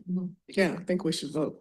Okay, Councilmember Nelson. Yeah, I just didn't see an order of priority in the motion because it was, right, and so I think that we should give an order of priority because you said what, a member of ETAC, then a member of another committee or another person. I think that it should, no? Did I hear it wrong? I think we're all saying the same thing. I understand that I am to first reach out to the person who is currently on the ETAC webpage and has not indicated that he wishes to reapply. And then to a former member of the Environmental Technical Advisory Committee, Mr. Kratzer. And then if those two people are not available at the times that we're going to be doing the interview or indicate that they're not interested, I'll move on to the Climate Change Advisory Committee and then the Utility Advisory Committee. Okay, perfect. Thank you. Thanks. Okay. Further questions on the motion? All in favor of the motion, say aye. Aye. Opposed? 6-0, and the chair votes aye, 7-0. Okay, okay.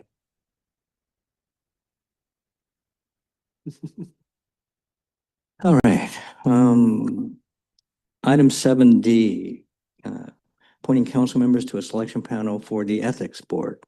Thank you. We're continuing on our committee theme. The ethics board does not have a council liaison. So when we are going to have 2 or 3 people on the selection panel, we would invite the mayor and 1 or 2 additional council members. So if you would like to discuss who would like to serve in that role, I'd appreciate hearing from you. You first. Councilmember Frontline Johnson, then Councilmember Lamb. I would like to serve on that. Councilmember Lamb I'd also be interested in serving on that. and Deputy Mayor Hytopoulos. You only need 2, right? Yeah. Okay, I will back off. So is there any further discussion? Is there a motion? I move to, it just disappeared.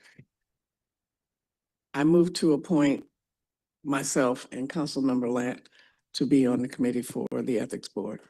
Second. It's been moved and seconded that Councilmember Franklin Johnson and Councilmember Lant will be on the selection panel for the Ethics Board. Further discussion? All in favor? Aye. Aye. Opposed? 5-0, and the chair votes aye, 6-0. Note that Councilor Nelson was excused.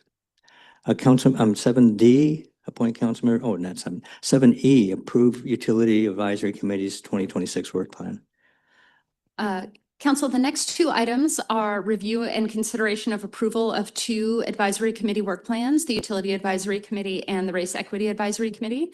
You received presentations and discussed their work plans at some length at a previous month's study session. And at that time, while you had a robust discussion, no changes were made to the work plans. So the items are before you for approval tonight, both the UAC and or the Utility Advisory Committee and the Race Equity Advisory Committee. Of course, if additional emerging issues arise during the year, you can amend the work plans at that time.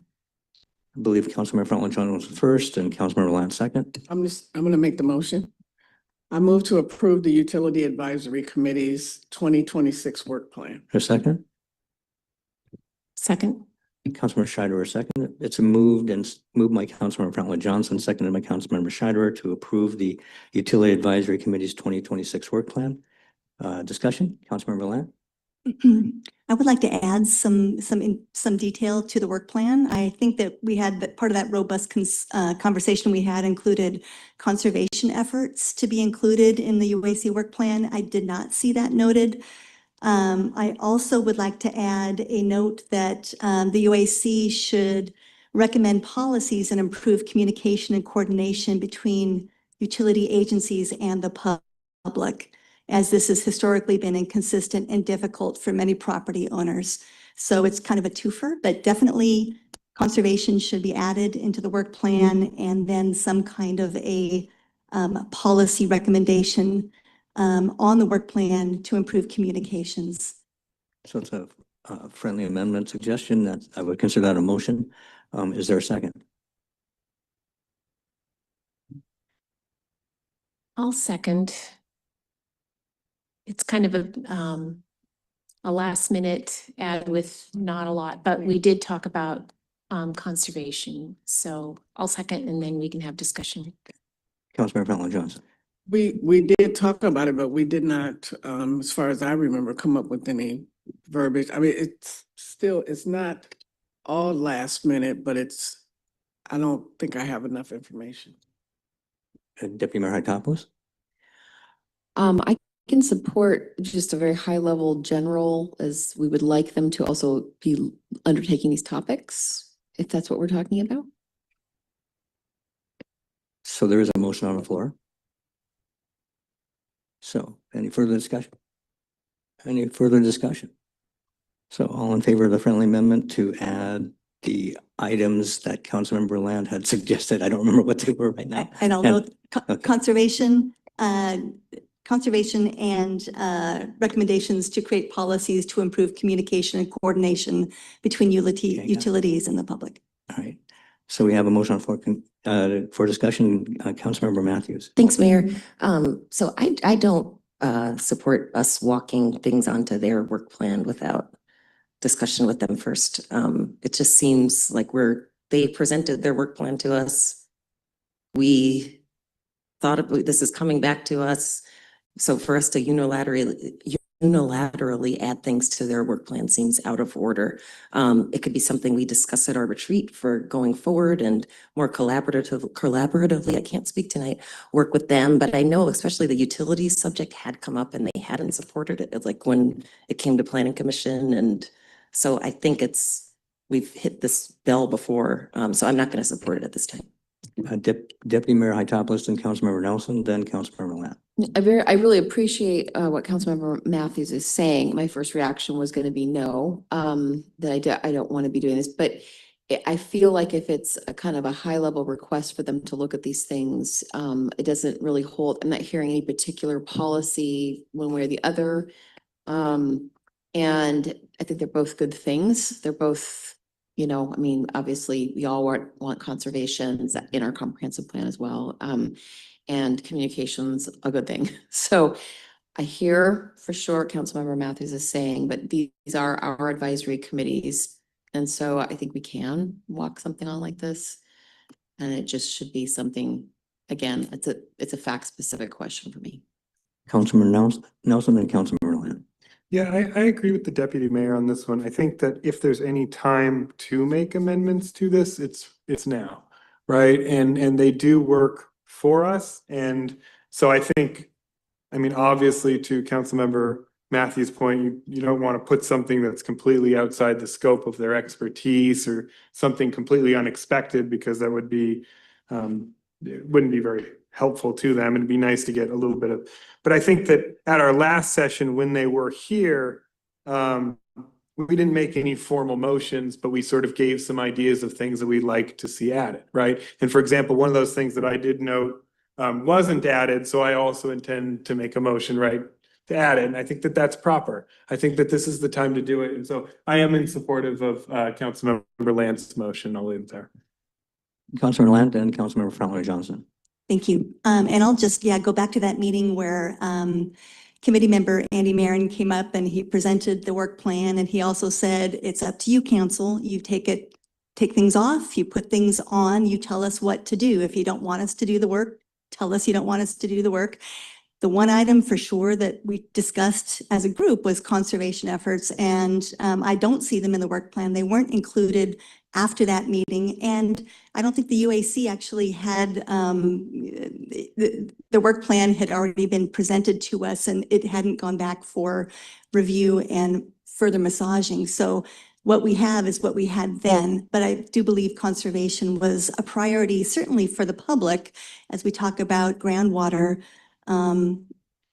So I think that alone should be added. And again, the high level, absolutely. And the second part of this, I think is something that needs to be addressed at some point in time, which is communications and policies related to utilities and the public, and how those two things meet in the city's realm. And I think that the UAC has the manpower and the skill set to at least talk about it. Councilmember Councilmember Franklin Johnson and Councilmember Matthews. Yep, I don't have a problem with the conservation, but I need more about the second one. I can't support it until I understand exactly what they're going to be doing. It's just not enough information for me. Councilmember Matthews and Councilmember Nelson. Thanks, Mayor. I was going to ask if the motion maker could maybe separate them. And that might change things. And Councilmember Nelson. I move for division of the question. So one vote on the conservation, one on the other. Is there a second to the motion? All right, moved by second. Councilmember Nelson and seconded by Councilmember Franklin Johnson to separate the motion into two segments. Good. Councilmember Land, did you have something? All right. So we have a motion on the floor. Speaking to the first motion, all in favor, say aye. Aye. All opposed? That was 6-0, I counted, right? Yeah.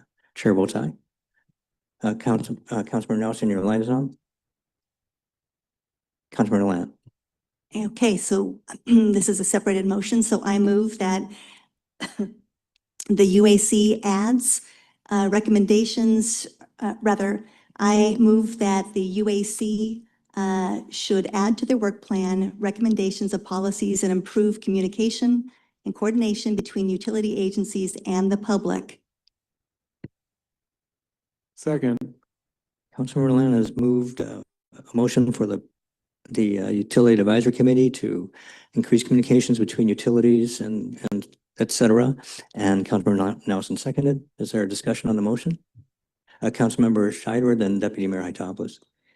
Yes, thank you, Mayor. I think in general, it would be acceptable for any advisory committee that gets something like this put on their agenda to discuss it as requested. And then if they have clarifying questions or if they have reasons for not doing it, they can come back to us and get those clarifying questions. So yeah, to me, this motion would need a lot more clarity. And I think it's okay to allow the UAC to come back and ask us for that clarification. So they can discuss it first, ask smart questions, and then we'll get a better outcome. So I'll support it. Deputy Mayor Hytopoulos? I am feeling a little bit, the more we've drilled down into it, the more along the lines of what Councilmember Schneider just said, I'm a little concerned that I'm not 100% sure I understand it. I mean, like I said, I like the idea of good communication, but I don't quite understand. Is it possible for you to give us a couple sentences explaining, like, for example, what that dynamic you're talking about sounds like between like agencies potentially? Councilmember Lamb? And Mayor? Yeah, Mayor?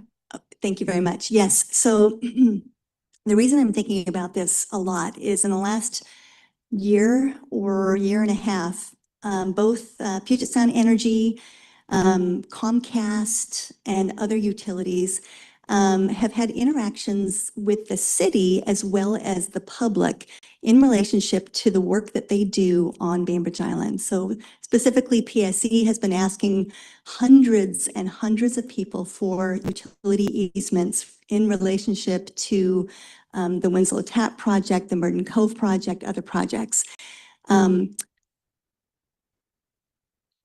These individuals are navigating and negotiating with a huge company to try and figure out how to provide the easement, to respond to these requests. Same with Comcast. They have mechanical equipment that needs to be placed in right-of-ways, for example, and oftentimes it's placed on private property. There's very little discussion between the private property owners and the private utility and the city who has given the right-of-way permit. So I think there's better coordination to be had, and I know for a fact that the expertise that's on the UAC can address this. They have handled this in jurisdictions that they work for or have worked for. They have seen this, and there are also private property owners on this island who more than likely are experiencing this for themselves. So what I'm asking for is a discussion from the UAC to bring up this conversation about organizations such as PSE, Comcast, and others, how they reach out to island residents, specifically looking for easements or right-of-ways that permanently affect their properties and their property values, and to help the city come up with policies to address those actions. Deputy Mayor Hytopoulos? And I want to say now I get it and I appreciate it. I just want to remind us that we do regulate the functioning of these entities on the island. We do have a say in this sort of thing. I think we have franchise agreements with both of them. And so thank you. That's really helpful. And I support the motion. Any further discussion? Well, I would just like to add that it's also not these companies. We have public utility districts and shared, there's a sewer district now part of the Kitsap Public Utilities District, and those are separate governments, so it's a government-to-government situation. I don't know if it's appropriate for an advisory committee to be reaching out to one of our peers. I do have a concern about that. I just want to be consistent in how we work in our region with our partners. Councilman Schneider. Thank you, Mayor. I guess my assumption was they wouldn't necessarily be reaching out directly to these other entities. They would be coming up with how we might, set policy and do that outreach. So yeah, I would agree with you. Wouldn't necessarily want that direct communication within the committee. Councilmember Lamb, do you understand that you're in agreement with that statement about your mission, your motion? Absolutely. Yep. Okay, very good. All right. No further discussion. Call a question. All in favor, say aye. Aye. Aye. All opposed? We have we have 4 aye, right? And 2 nay, and the chair votes nay. So it is 4-3. All right. 7F. Wait, point of it, well, did we not? Oh, we had to that was an amendment to the motion, right? Was it not? What about the second? split them. Yeah, we split them. So what about the them. second motion? Oh, That that was was the second it. motion. That was it. I thought the first vote was on my motion for division of the question. Oh, yes, sorry. Oh, Correct. I don't think we You're actually right. voted on her first motion. yeah, I think you're correct. Okay, I just want to make sure they're covered. I kind of think we thought it was that, so you're right. Thank you, Councilmember Nelson. So Mayor, may I move then to go back to, I think we did vote to separate the motion. Yeah. And so to go back to the first motion that I should have made, the first thing regarding conservation, I move to add conservation as a topic to the UAC work plan for 2026. Second. Moved and seconded to add conservation as part of the work plan for the Utility Advisory Committee. Any further discussion?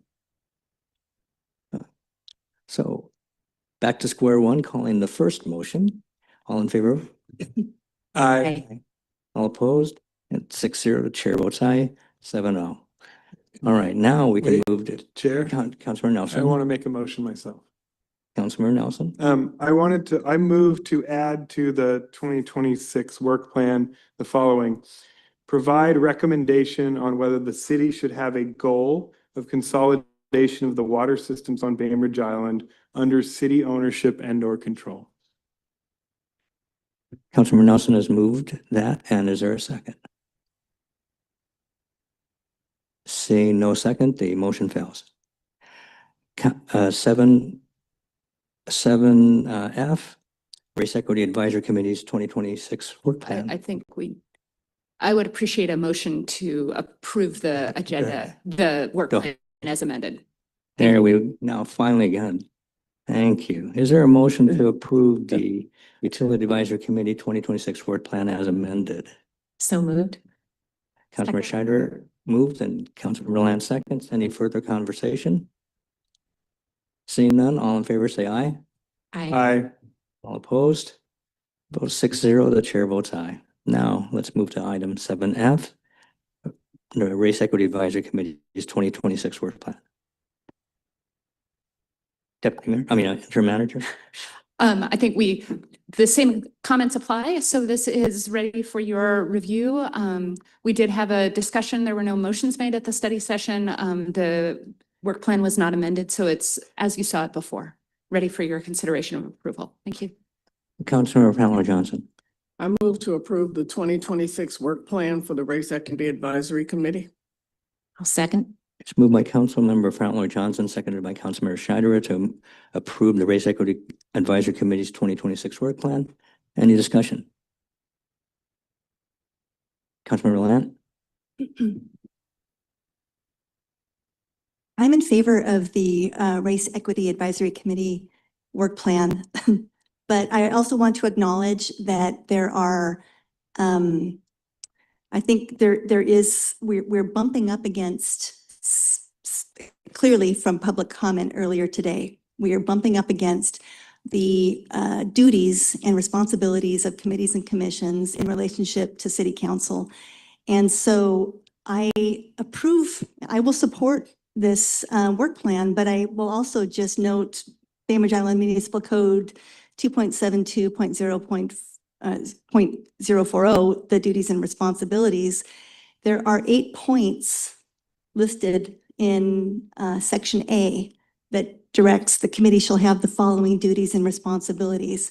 Of those 8 duties and responsibilities, 1, 2, 3, 4, 5 of those note as directed by city council. As directed by city council. And I think this is the bumper that I am looking for every committee and commission. If city council didn't direct you to do it, you need to check in with city council before you do it. And with clarity, we should all be on the same page. So I just want to make that point that for this committee and commission and any other one, that they need to abide. Everybody who is a member of a committee or commission has signed paperwork. They agree to the rules and regs that are stated in our municipal code. It's what we assume that they are working under. And I just want to be very clear. We've all heard it as directed by city council, not the city manager, not by staff, but by city council as they go forward in their work. So that's just my statement regarding this particular work plan and others. Thank you. Thank you, Councilmember Lang, Councilmember Pratley Johnson, and Councilmember Matthews. We're not bumping up against this for the first time. We talked about this before you were a council member, and we all agreed at that time that for that committee, that was not an issue. Councilmember Matthews and Deputy Mayor. Thanks, Mayor.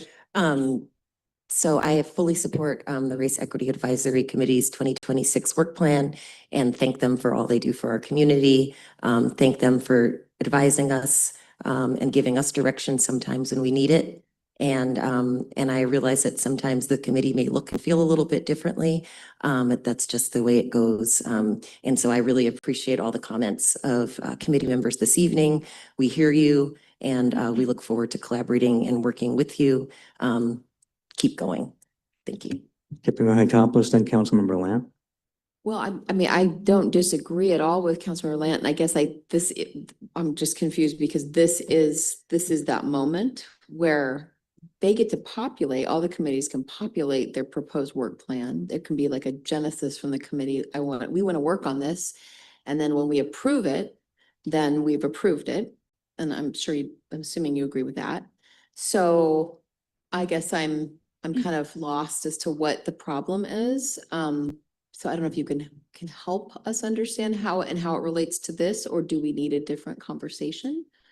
Or I'm lost because that is what this is. This is endorsing the direction. Councilor Lamb and then Councilmember Scheider. And I'm happy to pass over to Councilmember Schneider. I've already spoken once. Would you like to speak first before I jump in? Well, I guess I'm going to say pretty much what Councilmember Hytopoulos said, which is I don't understand the problem. And I feel like there is some sort of an unspoken thing here. And so I just wanted to advocate for the people out there who might be confused as well to say, yeah, me too. So maybe if you could just speak to the actual problem in ways that we could understand. Councilmember Nelson's light was on, but the question for the conversation was Councilmember Lance, so I'm going to move to you. Thank you. Oh, no, go ahead. Just to respond. I have felt that in the last 4 months, certainly since I've been on council, that there has been a bit of tug of war, if you will, between what is appropriate for a committee or commission to do and what needs to be then sent up to a director or a council member to respond to before action is taken. So specifically, if there's communications happening within a committee or commission, and that committee or commission is using city email, for example, to talk about city contracts, things like that. I personally don't think that is the job of it's without council direction specifically. I don't believe that is something that any committee or commission member should be doing. If they have approval by a council member, not the city manager, but a council member, that's fine. I just want to process and I just want to be very clear about this. I also want to make a point that I appreciate that things in the past have been agreed upon, but it's 2026 and I'm just new here and I was not party to any of those conversations. So if you all agreed that that was something, then you need to let the new council members know that. And I don't appreciate that that is something that you thought that we should have assumed. Councilor Nelson, then Deputy Mayor Hytopoulos. Yeah, no, and I'm not going to speak in code or anything like that. I think one public commenter pointed out, the purpose of the committee is to provide informed recommendations to the city council. And I raised concerns before about one member using city email to organize with representatives of the Low Income Housing Institute and UFCW 3000 to organize people to come to public comment to provide a perspective to city council. Now, it was a valuable perspective and we want to hear it. But the point that I was making is simply that should come through the committee as a recommendation, or they come to us directly and say, we would like to bring these voices to you. And so from my perspective, that would have been the more appropriate way to bring those voices to us. And so I felt that those activities were outside the scope of their authority and their work plan. I didn't see that in their 2025 work plan, right? And that's the point that I was getting at, just very specifically. And then I think that in my own, wanting to do my diligence and understanding the activities of the committee, I separately have, lingering concerns that are of a legal nature. I'm not going to go into those here. Those are something that I will have to raise with the city attorney separately and ask him about those. And so I'm not going to go into those here. So that's the specific concern, and I will leave it there. Okay. Deputy Mayor Hightower. Well, a couple of things. I definitely want to say that actually one council member cannot authorize a committee member to do something that they can't otherwise do, for sure. So I wouldn't actually agree with that. If we have issues along the lines of what I think you're talking about, Councilmember Lant, I probably have them with other committees too. I'm just imagining that a lot of our committees feel like, hey, I'm in this role and I'm on this climate advisory committee and I could reach out to some regional person or some professor somewhere. So it might be a topic of conversation for us, like at a future agenda about like protocols for, people, when should, if we don't have it written already, when should committee members speak in appearing to speak on behalf of, for example, the city or their committee. I would support that conversation. I'm not sure we have protocols about that. Councilmember Matthews. Thanks, Mayor. And I don't want to keep referencing when you weren't here, but so last year, maybe it was the year before, last year, several members of REAC and several of us went to tour Lehigh buildings, developed a relationship with employees of Lehigh. And actually at the time that REAC sent us, or they directed us or started encouraging us to follow through with this project. So there was a real sort of we were working together on it. So I don't know if lines were blurred, but I think that we gave them this task. So I don't know how it is not on their work plan. It was something that we did together and was endorsed by council because we were there with them. But Councilmember, if through the chair, I would like to hear your legal concerns. To give a direction to Councilmember Nelson. Or through the chair, if the Councilmember Nelson could, for the sake of the public benefit, name your legal concerns of REAC. So who are you directing the question to? Councilmember Nelson, he said a second ago that there were legal concerns. Thank you. Well, besides just operating within the scope of the municipal code, as we discussed, I also have questions around the direction to, here, let me pull it up, to encouraging us to apply a racial equity lens to the city manager hiring process.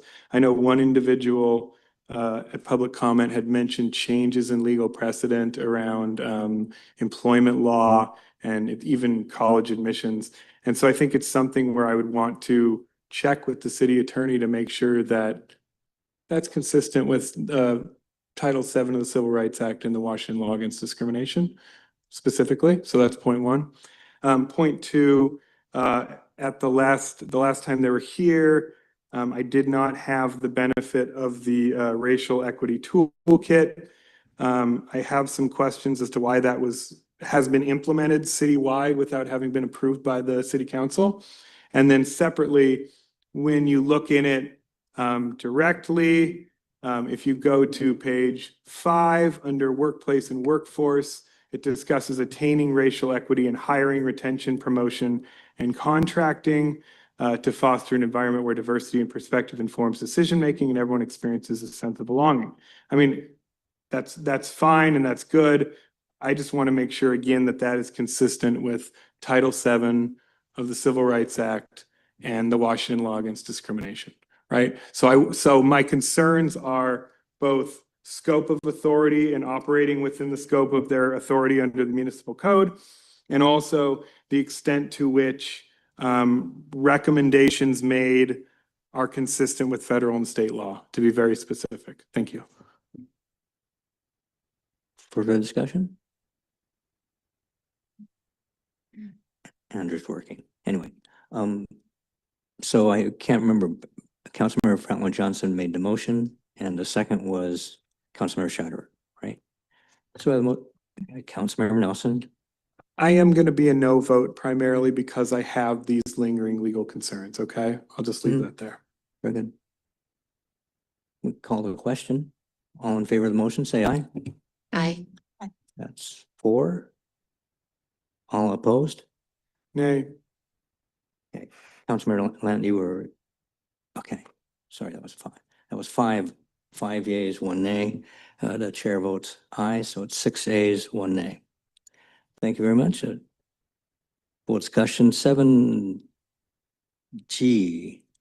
the Mobility Advisory Committee, a new committee of this body. Yes, council before you now is appointments to your newly formed Mobility Advisory Committee. I know that our Sustainable Transportation Coordinator, Hannah Betcher, worked with the Councilmember Fantroy Johnson and Mayor Morawaki on these appointments. They're before you tonight, and please make each one individually. This committee will be constituted and will choose a meeting time and begin a meeting in the next couple of weeks as soon as we can get those scheduled. Thank you. Thank you, Manager. And Councilmember Franklin Johnson, would you like to move these motions? Oh, wait, just a second. There was a Councilmember Scheider, then Councilmember Nelson had some questions before the motion. Thank you, Mayor. My question is just why we have 5.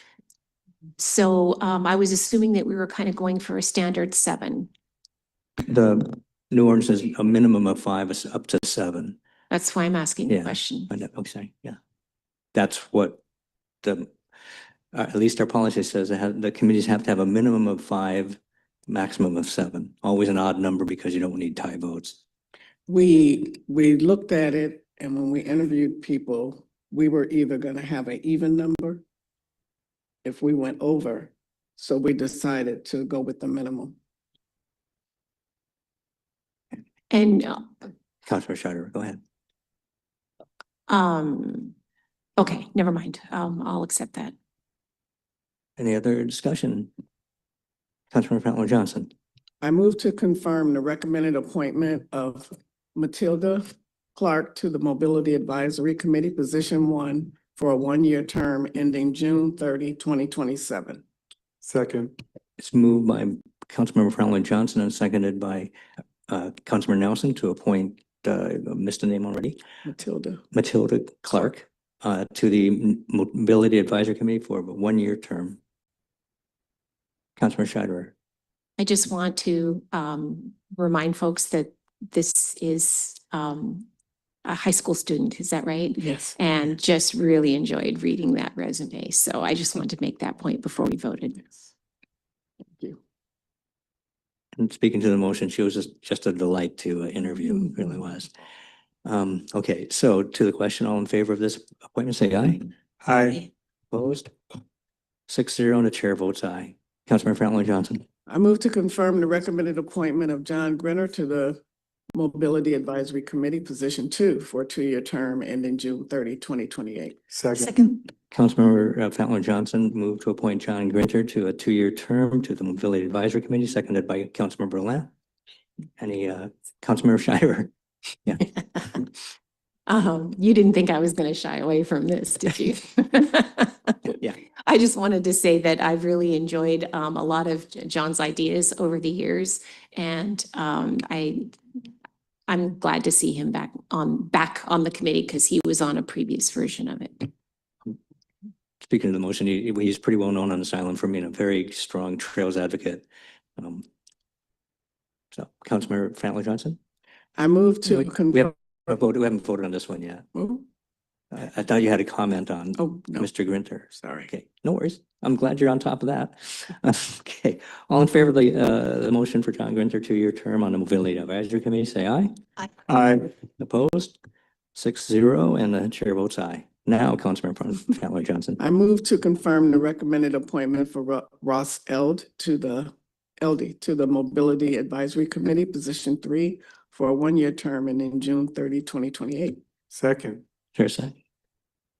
Any discussion? Just, Councilmember was he Matthews? he was 2 years, right?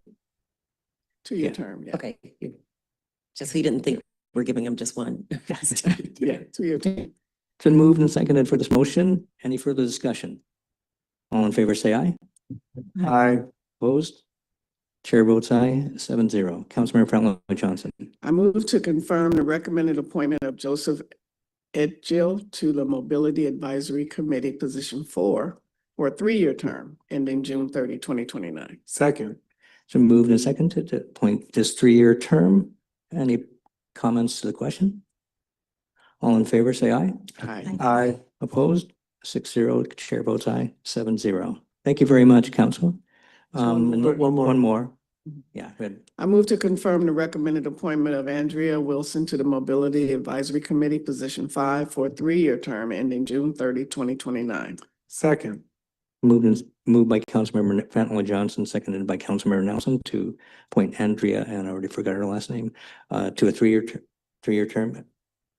Deputy Mayor Hytopoulos. I just want to grab an opportunity to speak to something in the middle of this particular appointment. I'm sorry, but just I want to address Councilmember Schneider's concern. I'm assuming concern. I'm kind of looking at this and I'm thinking, I feel like we're kind of setting this new important group up potentially for less success, having only 5 people on it. So I'm hoping we'll discuss, especially if there was a 6th that was, but now believe me, I'm all about, we've been through having an even vote really caused problems.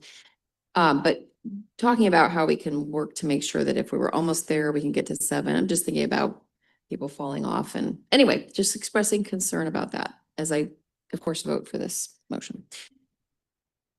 Okay. Any further discussion of this appointment? All in favor, Councilmember Nelson and Councilmember Schneider? Okay, you're so eager to vote. All in favor of the motion, please say aye. Aye. Aye. Opposed? Vote is 6-0. Chair votes aye. 7-0. Now to communications. Oh, wait. Point of We order. moved, we have Oh, yeah, two items of regular business, former communications item H and the added item related to the opioid Oh, yes. very good. legislation. All right. So to the new item proposed by Deputy Mayor Hytopoulos. Floor is yours. Well, yeah, and I realize this puts staff in, it puts no staff for us. It puts us in an awkward position because typically we would want with this item to have a report from staff back on the communication, I think, from Planning Commission. I don't want to put the interim city manager on the spot either for that, but I've moved it forward for us to potentially begin talking about at least. Maybe we move it for action next week and further discussion, but because of the time sensitivity of it, and the importance of us understanding the issue so that we could make an intelligent recommendation back to the Planning Commission. This actually relates to my pending request for discussion tonight, which was just a more detailed approach to the same issue. I would defer to, at this point, to our I'm so sorry, I'm tired. Our representatives, what do you call us? Liaisons? Liaisons to the Planning Commission to share their thoughts. I would like, before we end this topic, to be able to give my thoughts on where I think the Planning Commission is in how they reached that decision that they've come up with here or their recommendation. But please let our liaisons maybe set the stage. Councilmember Matthews? Thanks, Mayor, and thanks, Deputy Mayor. So I think we had lots of paperwork when we sat down today. And one of those was a sheet they were meeting minutes from their meeting this past Thursday. And the reason that these were here was because Planning Commission was really adamant that we hear some of the background or their reasoning for these motions. They really went back and forth throughout the course of the meeting, trying to get to this point. So basically some background. Is it possible to put up on the screen the last Director Charnas's email with the analysis numbers? It says the chart. Give me 1 minute and I will email it to Ben. Oh, okay, thank you. So the chart that we'll see shortly is what which was the basis of discussion. So we basically have these choices to make.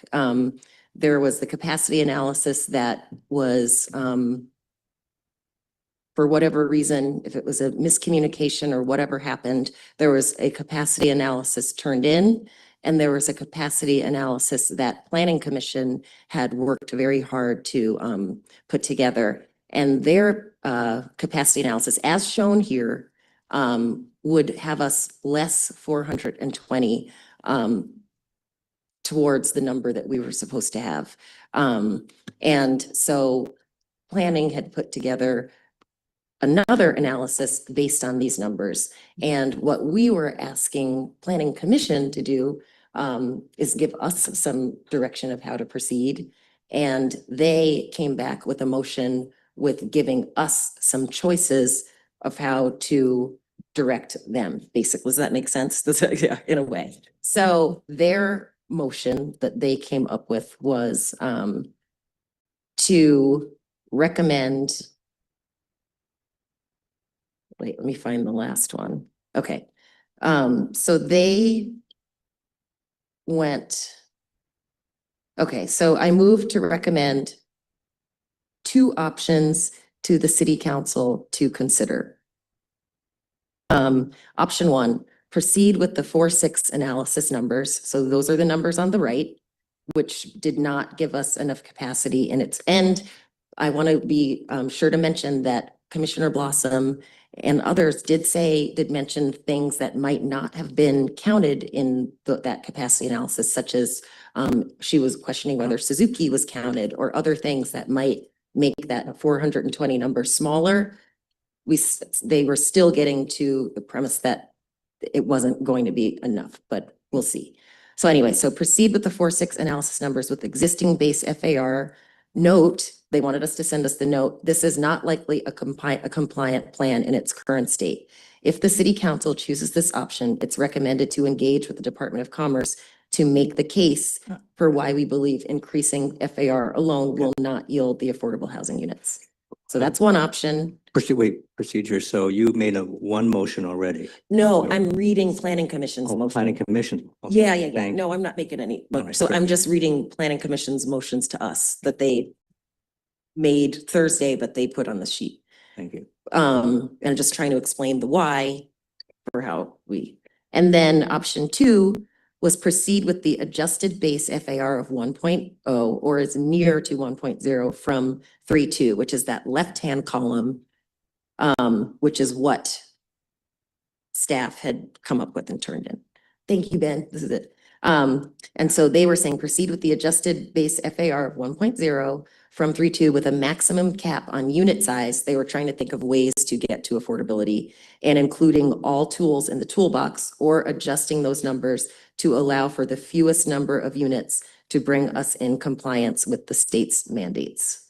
They also passed a motion to to direct staff to get feedback from the Department of Commerce on how they would look at funding programs, how they would consider impact of the capacity, program for FAR notes, but other things you can see there. So long story short, we have lots of options ahead of us.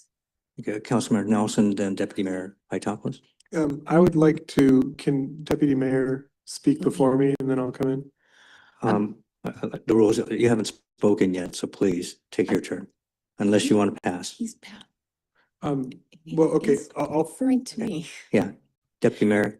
I appreciate that because I was trying to I have a lot to say and I was trying to give the deference to to our liaison to set the stage from here. But I have some things to say which are important. I think it's important for the council to understand, for those of you who didn't watch the meeting, that there were many failed motions to get to that barely motion. We do not have any real recommendation in front of us for a reason, which I'd like to drill down into.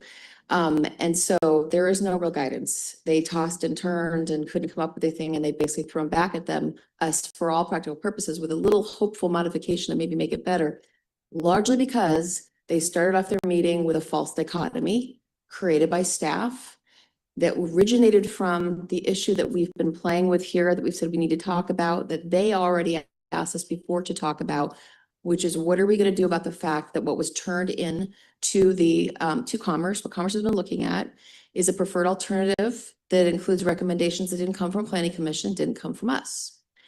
So what happened is when they came into their meeting, they were told, you've got these two choices. This is the false dichotomy. They were told, you can look at one column, which was your recommendation that you spent a long time developing, or you can look at another column, which is what staff developed outside of the input of the Planning Commission or the City Council. And when they asked, and which one do you want to go with? And when they asked the specific question, whether there's staff capacity to do anything else, they were told no. So as far as I'm concerned, the number one role of the City Council at this moment, when the Planning Commission is asking us, what do we do? Is that we remember we are in charge. We will sign off on this plan. It will reflect on us. It is our baby at the end of it, and we represent the community. And if we have to pivot, if we have to open something up, we have time. We have some time left to do this and still meet the ultimate deadline that we're after. And so I know that today is this has to be a preliminary conversation despite the fact this is urgent. And I hope at the end of this, we'll agree to have a fulsome conversation next week where we can bring our ideas about this. But I just want to point out that this is our opportunity for us to say, okay, whoops, we need to pull back and we need to come up with our last best shot at our clearest guidance to the commission as to what should go to the planning, to Commerce. And the last thing I want to say is that we actually have a lot from both what's in the plan already and what they have said at their meeting. So a couple key things to keep in mind for next week, because I know we're not going to make, I don't want us to make decisions yet. We can't. Couple things to notice is that there's already in the draft preferred alternative, a bonus program similar to what I was proposing we discussed earlier. It's already in there. And what has been asked is, why don't we have a capacity analysis run that includes what level of what number of affordable units we might get out of that and the other bonus programs that are already in the preferred alternative. So we could look forward at one recommendation we could give is to just take the plan that they have developed and ask for capacity analysis to be run that doesn't just look at inclusionary zoning coming out of this ever-growing potential upzone of market rate units we're talking about, saying, look at the base density that the Planning Commission said to work with, look at the programs the Planning Commission said to work with, and give us a capacity analysis of that and take that to Commerce. So I've got plenty more to say, and I hope we just have a fulsome conversation next week, but thank you for letting me get started on that. Before I recognize more, I apologize to the council. We didn't have a motion to consider it in the first place. So we're discussing something that we had not approved to talk about. And so, but the conversation was getting more robust, so I allowed that. But everything else, you look at items A through G, these are considering requests that other people have mentioned and they have to be moved. And there was no motion to move this forward for discussion. So I'm a little concerned about This what one. In the beginning, remember Deputy Mayor moved this, she moved two motions. She had two motions. One was for her and she and Councilmember Nelson's, and then we asked, and she did this one separately in the council. Put it on the agenda. That's why it's for. Got it. Yeah, so long ago. Okay, thank you. Councilmember Nelson was first and Councilmember Ladd. Yeah, and Christine, are you willing to put up page 6 of the land capacity analysis that I sent you? So I just want to say, and I watched the Planning Commission meeting on this, I'm extraordinarily disappointed in how the Planning Commission framed this, okay? Because they put up this chart and said, it's a binary decision. You either have this that's compliant or this is not. I mean, that was kind of how it was. Wait, no crosstalk. Finish your comment. What? We can't crosstalk. Continue. Comment. Okay. I want us forget about the graph that was shown that Patty Charnas had put up there, because that is focusing on multi-family units. And we have to go back to what the Growth Management Hearings Board said in the Mercer Island decision. The test is affordability in fact. We have to create 1,139 units that are 80% AMI and below. And this graph, this is from the Winslow land capacity analysis, page 6. And look at this. This says we created 205 units with the plan. Okay. And this is the plan, including the upzone to 1.0 FAR in both Ferry and high school that staff did. Now, if you take away what staff did, you create 205 affordable housing units, because what staff did created 0 affordable housing units. Okay, so it's a very important point. And then could you, Christine, go to page, the other page I think it's 27. Okay, this is page 27 in the Winslow Land Capacity Analysis report.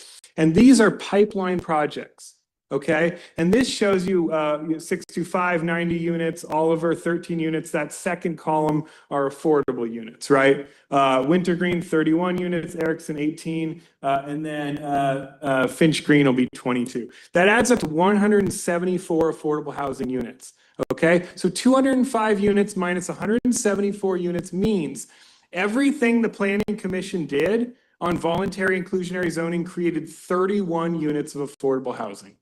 Just 31 out of 1,139 units, 80% AMI and below. And so this tells you we cannot get to the number we need to get to with voluntary inclusionary zoning.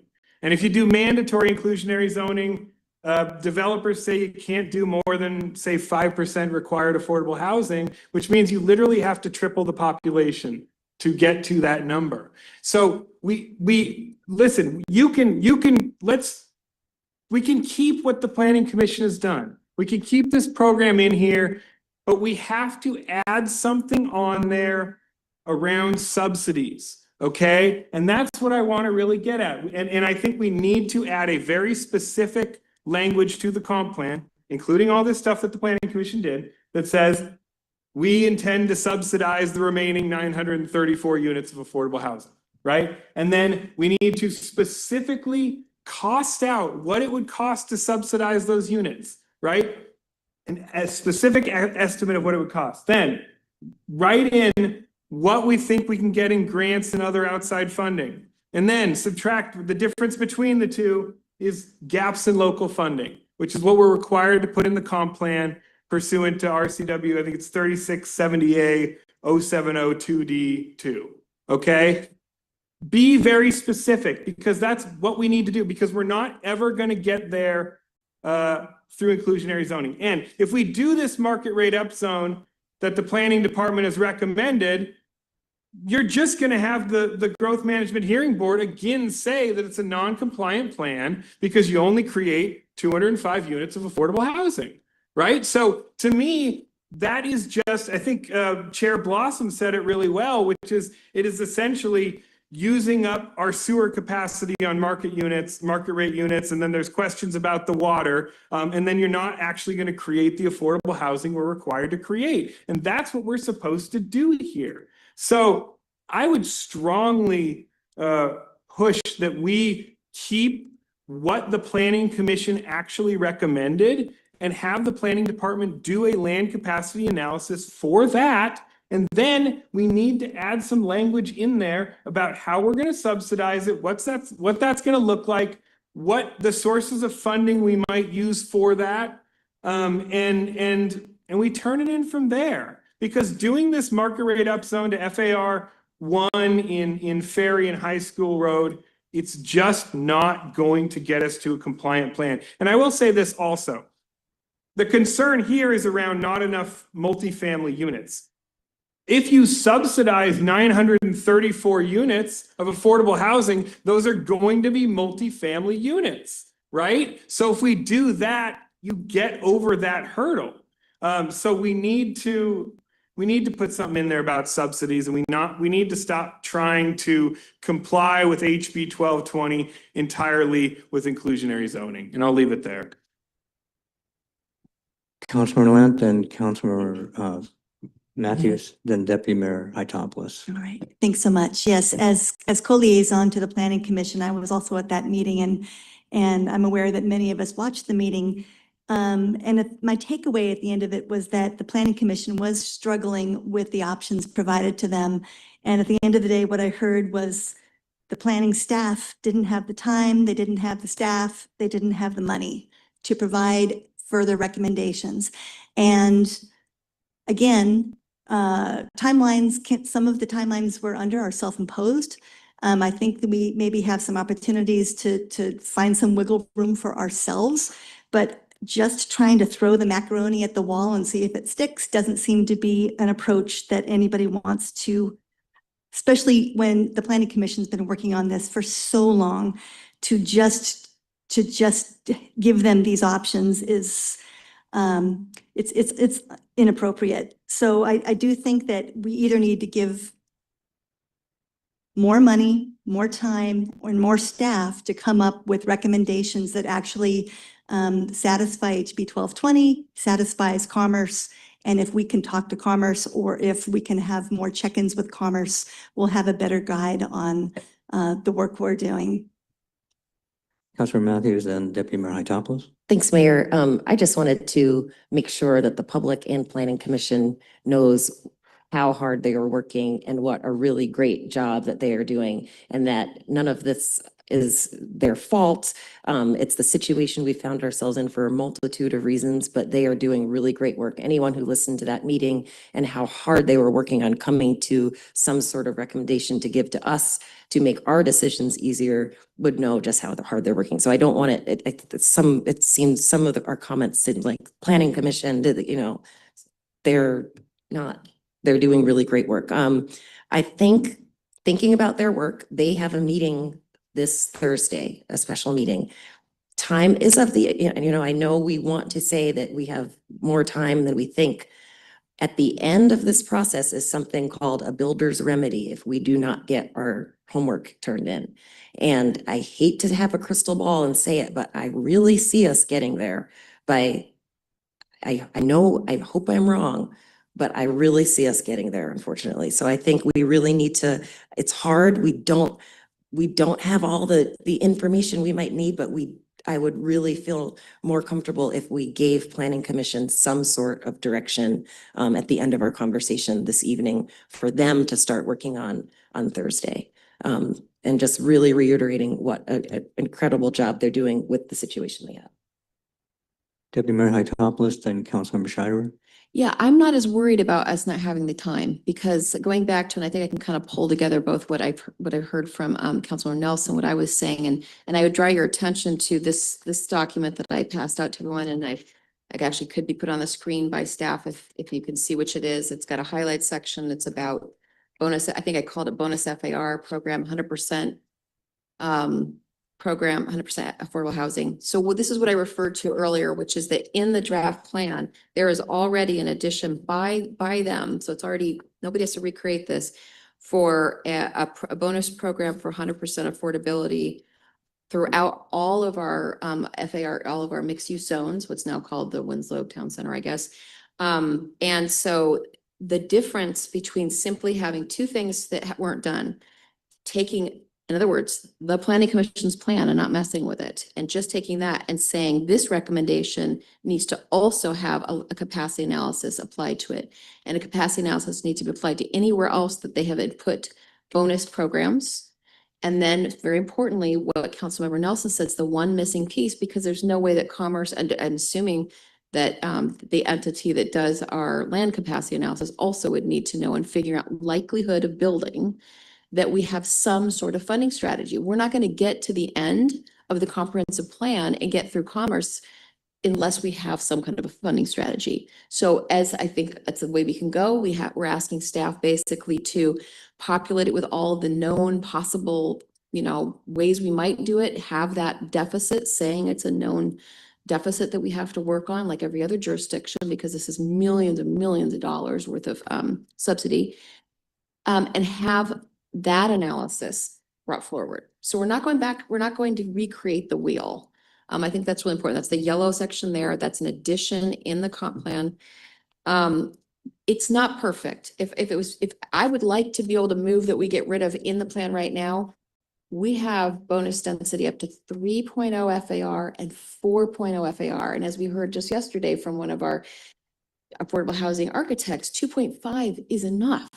So I'd love to get in here and say, oh my God, but we can't. We don't have time to all, maybe we'll talk about the end of the plan. But we could work with largely what's already in front of the planning commission that they are wrestling with and make a couple tweaks. I think we need, I don't think that's something that this council is going to be ready to do today, but if we add this on for next week and people have time to think about it, review materials, ask questions next week, we could potentially then give feedback after Tuesday's meeting. This was discussed at the meeting, the agenda meeting, the potential for having an actionable item next week. Councilmember Schneider. Thank you, Mayor. First of all, I think timing is important. We have already lost our opportunity for the Transportation Alternative Program funding. That is gone. We've lost that for, is that a year cycle or a 2-year cycle? I can't remember now. So that's already a consequence. We also have like $500,000 of money that's been allocated to us for Salmon Creek restoration, and that's going to go away if we don't finish this in time. We have a deadline and fish window and all that to make that happen. So I am extraordinarily passionate about getting this done. So I'm going to throw out there something that I've been, I don't know what our interim city manager really thinks about this, but I have talked with her about it, so this won't come as a surprise. What I asked her is, well, first of all, I want to say that I did watch the meeting, the Planning Commission meeting. I didn't get in at the very beginning of it, so I missed some some table setting and whatnot. But I watched it through to the bitter end once I got in there, and they looked pained, frustrated, like, where are we? How can we do our jobs? So I asked our interim city manager, what is the legal requirement for planning commission in this process? And she said that legally, they have to look at and give a recommendation on our regulations, not on policy, on our regulations. So that comes further down the line because we do have to have some of those regulations before we get across the finish line. If they don't have a direction now, if they're split and frustrated, could we just take this back? And we're going to have this come back in our lap anyway one of these days. Could we do it sooner than later and tough it out here and get some of these big points across the finish line in time? And let the Planning Commission work on some of the other many issues that they have to work on. So I just would like us as a group to decide if there is sort of another path forward. And I really do believe there is. And no disrespect to Planning Commission members. I saw those folks going, yeah, no, I got to go home and put kids to bed, and they're doing extra meetings. And so if they don't have a requirement to do this from the state, and if it is not efficient for us to ask them to pull their hair out over this when it's going to come back to us and we're going to fight over it anyway, let's just do it. I don't believe Councilmember Fountain Johnson has spoken. So I'm going to go to you first and then. Can the city interim manager speak to that before I speak? I'm not the city interim manager, but I can chime in. It's a great question from Councilmember Schneider. City code does require Planning Commission to issue a recommendation on a comp plan update. Okay. This has been painful, I think, for them and for us and for the public to follow along with just what the problem is. And for me, it seems like I don't think we will get to perfect, you know, but I think we have to come together as a body and get this done. We have to get this big portion done.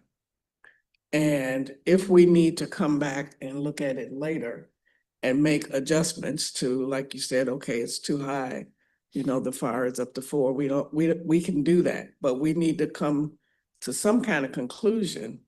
And whether we do that, we won't do it today. Next meeting is a good idea. And thinking out of the box, Councilmember Snyder is also a good idea. But I think that nobody can say that work hasn't been done on this.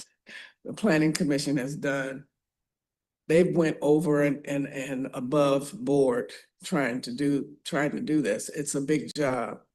And so I'm for trying to get more cohesive information that we all agree on, and coming back next week and trying to see if we can take what we can and try to get it passed. Right. This has gone on quite a while. Okay. And I don't know if we have new information to add to this. If there is, I'd be open to that. I think the arguments are being made. But if you really have something pressing that you really want to add, that will add to this conversation that hasn't been discussed, I would welcome that. So Councilmember Nelson and then Deputy Mayor Hytopoulos. I move to set this matter on next week's agenda for further consideration and action. Is there a second? Second. Yeah. Did you, that was Deputy Mayor Hytopoulos second? Uh-huh. Okay, so there's a motion to put this onto the study session calendar. Councilmember Scheider. The motion includes action, and if that's the case, then I think we need to set it as a special business meeting. It's just a special. Interim City Manager. I think it is not the practice of the council to take action at a study session, but if you set it ahead of time on the agenda, you can take a motion. I also want to apologize to Councilmember Schneider if I gave her information that I misinterpreted a question or provided an incomplete answer. So I just want to go on the record as saying that if I didn't give you the information you needed, I apologize. And in that vein, I would really appreciate some guidance about what materials would be helpful to the council for next week's meeting, so that we can provide information acknowledging that we only have a couple of days before the packet will be produced that will support your discussion next week. So to speak to the motion is to put this on a calendar for future discussion. Any other comments on the motion of putting this next week for more talk? Are you going to allow, as you a moment ago, you were going to allow But additional? the motion is there. So yeah, discussion. I feel like this is related, if I can be recognized, sorry. Because I feel it goes also to setting the stage for next time and providing maybe a little bit more helpful information, which I think in response to the frustration that Councilmember Schneider's having is to just to point out that what this is regulations. It is the code. So even if it were that there's an exception, like, oh, we'll have them do the code, it is in the code where all of this is the development the dimensional standards and the bonus programs and all of that. So it is code. I support doing this next week and speaking to the motion. If this is now when the city manager would like to hear what we need, I think what we need, because what I'm going to be asking to do is the shortest distance from here to where we're going is to, as I've been saying, use what we have and actually get it processed the way the Planning Commission has asked to do it, which is to have a more fulsome capacity analysis of their own work and discuss what staff has done so far with regards to developing funding mechanisms, because that isn't, we already know from Commerce, everybody that we have to have that. And I don't think any of that has been brought to Planning Commission. And the idea that Planning Commission has emphasized this idea, which is understandable, that it's not their choice about raising funds, but it has to happen here. So that's what I would want to be able to talk to staff about is what is in here already regarding affordability and what funding strategies they will be able to pull together for a new capacity analysis. Again, we're just a moment, yeah. I would suggest that we could move this to the next meeting, have a lot more time to continue these kind of discussion I was points. just gonna but- have one thing for, just, this would just be what No, we would go ahead, have. Councilor Matthews. Thanks, Mayor. I was just wondering if we could, as part of our discussion next time, we could find out what is the status, what actually went to Commerce, so we know if we're actually, if there's really, if this could all be a moot point, if Commerce already has this. So what are we going to resend them something? Are we coming up with new things to send them and say, just kidding, we're going to send you this now? So just want to know what's the status, you know, what we actually sent them, what we're going to be working on to now send them new work, and if that is realistic. Our planning manager, Darren Buchanan, is here, and I think he can give you a little bit of information on what has been provided to Commerce at this time. And while he's looking that up, Councilmember Nelson. Yeah, I was just going to say to the interim city manager's question, I would ask that you include the Winslow land capacity analysis and the citywide land capacity analysis along with the summary table, because I think only having what Director Charnas provided, this matrix, is somewhat misleading and doesn't tell the whole picture. And so I would really like to see that in there. And then again, I want to thank the Planning Commission for all their work. I may have misspoke and said Planning Commission when I was trying to say the Planning Department that I was disappointed in. I think the Planning Commission has been heroic, and they've been working really hard to solve this affordable housing mandate or task or everything we're supposed to do without creating extra capacity for basically market rate units that don't give the community benefit of affordable housing. And so I think the other thing I would like to discuss at next week's meeting goes to Councilmember Schneider's point, which is policy around what would subsidizing it look like, right? And where do we think that we can get the sources of funding, both at the city level and third-party outside organizations, grants and everything like that, so that we can give some direction about language in the comprehensive plan around what it would cost to subsidize it, what funding we have, both inside and outside, and what the gaps in local funding really are. Because I think that could go a long way to getting compliance to get that extra 934 units. And with that, I will let the mayor call the vote. Well, I appreciate your allowance on that. Planning manager, yeah. Good evening, Council. Planning Manager Darren Buchanan. To answer Councilmember Matthews' question, on the screen is what has been sent to Commerce so far. You can find this on the city's website under the Housing Accountability Act page that we had set up. So we have scheduled Thursday to go over the code amendments. If we're able to complete action on that, those will then be sent to Commerce as well to give them an update of what our new codes will look like. But as of right now, everything you see there is what has been sent to them. So our current code, and then it does include the land capacity analysis that had that 1.0 that had been changed. All right. And again, I'd like to encourage, we have a motion to move continued discussion for next week, and I think that's the time we should do that. I do have one follow-up question that someone raised to the city attorney, that you stated that the Planning Commission's one job is to give recommendations. What happens if they have a tie vote? It's not a recommendation, but does that will count as, well, they couldn't come to a decision? In that situation, it wouldn't be considered a recommendation, right? A tie vote fails, so. Right. Okay, I just want to make sure that's clear.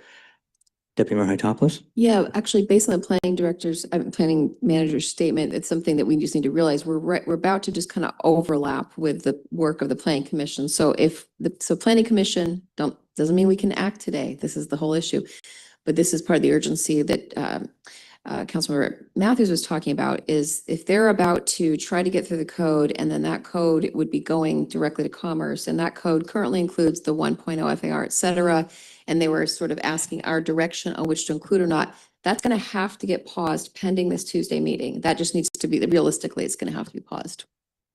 to clarify that the code is still our current code. So what the code version they have Oh, so without. is still 0.3 and 0.5. Okay, thank you. We That's haven't sent any new updated codes. Okay. So they're reviewing what's currently on. good. And I guess I would just say, if I could have one more moment, realistically, staff should pause pending Tuesday because we might do something to change what's submitted. And we need to not be continuing to feed something to Commerce that we may have a different opinion on next week. Then I'm closing debate on this. I'm calling for the vote on the motion to move this for discussion at the next study session with the ability to take action in the appropriate form. That's how I understand the motion. All in favor, say aye. Aye. Opposed? 6-0, chair votes aye, 7-0. So I hope that's perfectly clear. And thank you all for your spirited discussion. Let's go to communications 8. What? There's item I, the Oh, yes, opioid thank you. item. Thank you. Got it. Yeah. I got it. So as chair, we're going to remove this inappropriate part of the agenda from the executive session. I move to authorize the interim city manager to sign and submit a participation form on behalf of the city of Bainbridge Island to participate in the national opioid litigation 6 remnant defendant settlement as discussed in today's executive session. Second. Any discussion on this motion? All in favor, say aye. Aye. Opposed? 6-0, and the chair votes aye. 7-0. Thank you. Thank you, city attorney. Okay, now if we can get through, and hopefully we can get through these quickly. Item 8A, Councilmember Matthews has a suggestion to add discussion of the creation of an agricultural advisory committee or task force to a future council agenda. This is just to have it moved to an agenda for discussion. So Councilmember Matthews. Thanks, Mayor. I'll just make this very quick. And this is obviously work that would have to be after we are getting through this main task of working on our comprehensive plan. But it's an element in our comprehensive plan that we really haven't, I don't think, have had the time or expertise to really flesh out as much as we could. It's something that Kitsap County is working on this year. We have so many community members who often talk about this being something that they would participate in, that they would welcome, that they want. And now that we ourselves have 60 acres plus of farmland and all the things you see here, I don't want to belabor the point, but I don't know if it's an advisory group or a committee because I know there's budgeting and staff in mind, but just some sort of community convening, whether we get to that point, let's just discuss it. That was it. Is there a second to the motion? That was, okay, yes. Yeah, got it. Is there a motion? Yeah, I move to move the discussion on forming an agricultural advisory committee or task force to a future council meeting. Second. Moved by Councilmember Matthews, seconded by Councilmember Nelson to add a future council agenda discussion of creation of an agricultural advisory committee. Any further discussion? All in favor? Aye. All opposed?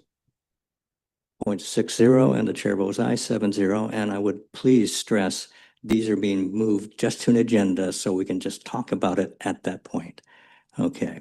So item 8B, consider request from Councilmember Nelson to add a discussion on the comprehensive plan update adoption process to a future council agenda. Yeah, two things real quick, which is when I did this write-up, it was only listed as one meeting. The interim city manager has detailed a schedule for us. And then one correction in here, I say public participation meeting, that should say public hearing, just to correct myself. But so with that, I move to add a future agenda item to discuss the schedule of the comprehensive plan adoption. Is there a second to the motion? Second. Any discussions to the motion? All in favor, say aye. Aye. Opposed? I count that as 6 aye, and the chair votes aye, 7-0. 8C, consider request from Councilmember Nelson to add a discussion on the infrastructure capacity and land capacity at full build out to a future council agenda to be discussed at a future council agenda. Okay, I'm going to make two separate motions. The first one, I move to add an agenda item to a future business meeting to discuss infrastructure capacity, which may occur at the same time as the discussion of the capital facilities element. Is there a second to this first motion? Second. moved by Councilmember Nelson, seconded by Deputy Mayor Hytopoulos to, I'm not even going to attempt to try to repeat all that, but we got the motion stated. Any discussion to the motion? Just real Councilmember, quick, no. that the planning commission discussed infrastructure capacity in connection with their discussion of the capital facilities element. And I found it to be a helpful discussion. And so my goal here is to just have it at the council level, and I'll leave it at that. Very good, okay. Further discussion. Okay, I'm calling question. All in favor, say aye. Aye. Opposed? Chair votes aye, 7-0. Item 8. Oh, wait. Oh, you have a Let me make second part to that, motion. Councilman? I move to add an agenda item at a future business meeting to discuss land capacity at full build out under existing zoning and proposed zoning changes. Is there a second to the motion? Second. Deputy Mayor Hytopoulos, and you have your hand up. I'd like to briefly speak to something, which is that these items that are being moved forward to a meeting that relate directly to the comprehensive plan development need to have time sensitivity. They're very different than, let's talk about it sometime. So I'm hoping that's Understood. understood. Further discussion? Councilmember, Can some of these be talked about at the same time that we're talking about this next meeting?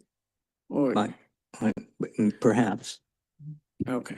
We're moving a lot, so we can have that discussion after that. Thank you, Councilmember Franklin Johnson. All in favor of the motion, say aye. All opposed? 6-0, chair votes aye, and the vote is 7-0. Okay. Item 8D, consider a request from Councilmember Nelson to add a discussion of the island-wide mobility plan to a future council agenda. I move to have an agenda item at a future study session to discuss the island-wide mobility plan. There's a second this motion. Second.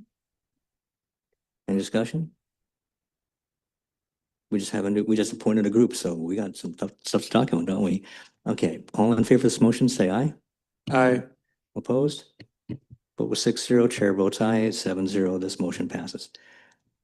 8E, request from Councilmember Nelson to add a discussion of a dark sky resolution to a future council agenda. Yeah, just real quick, we had a proclamation today about Dark Sky Week. And so I move to add a future agenda item to discuss whether we would also like to adopt a resolution related to dark skies.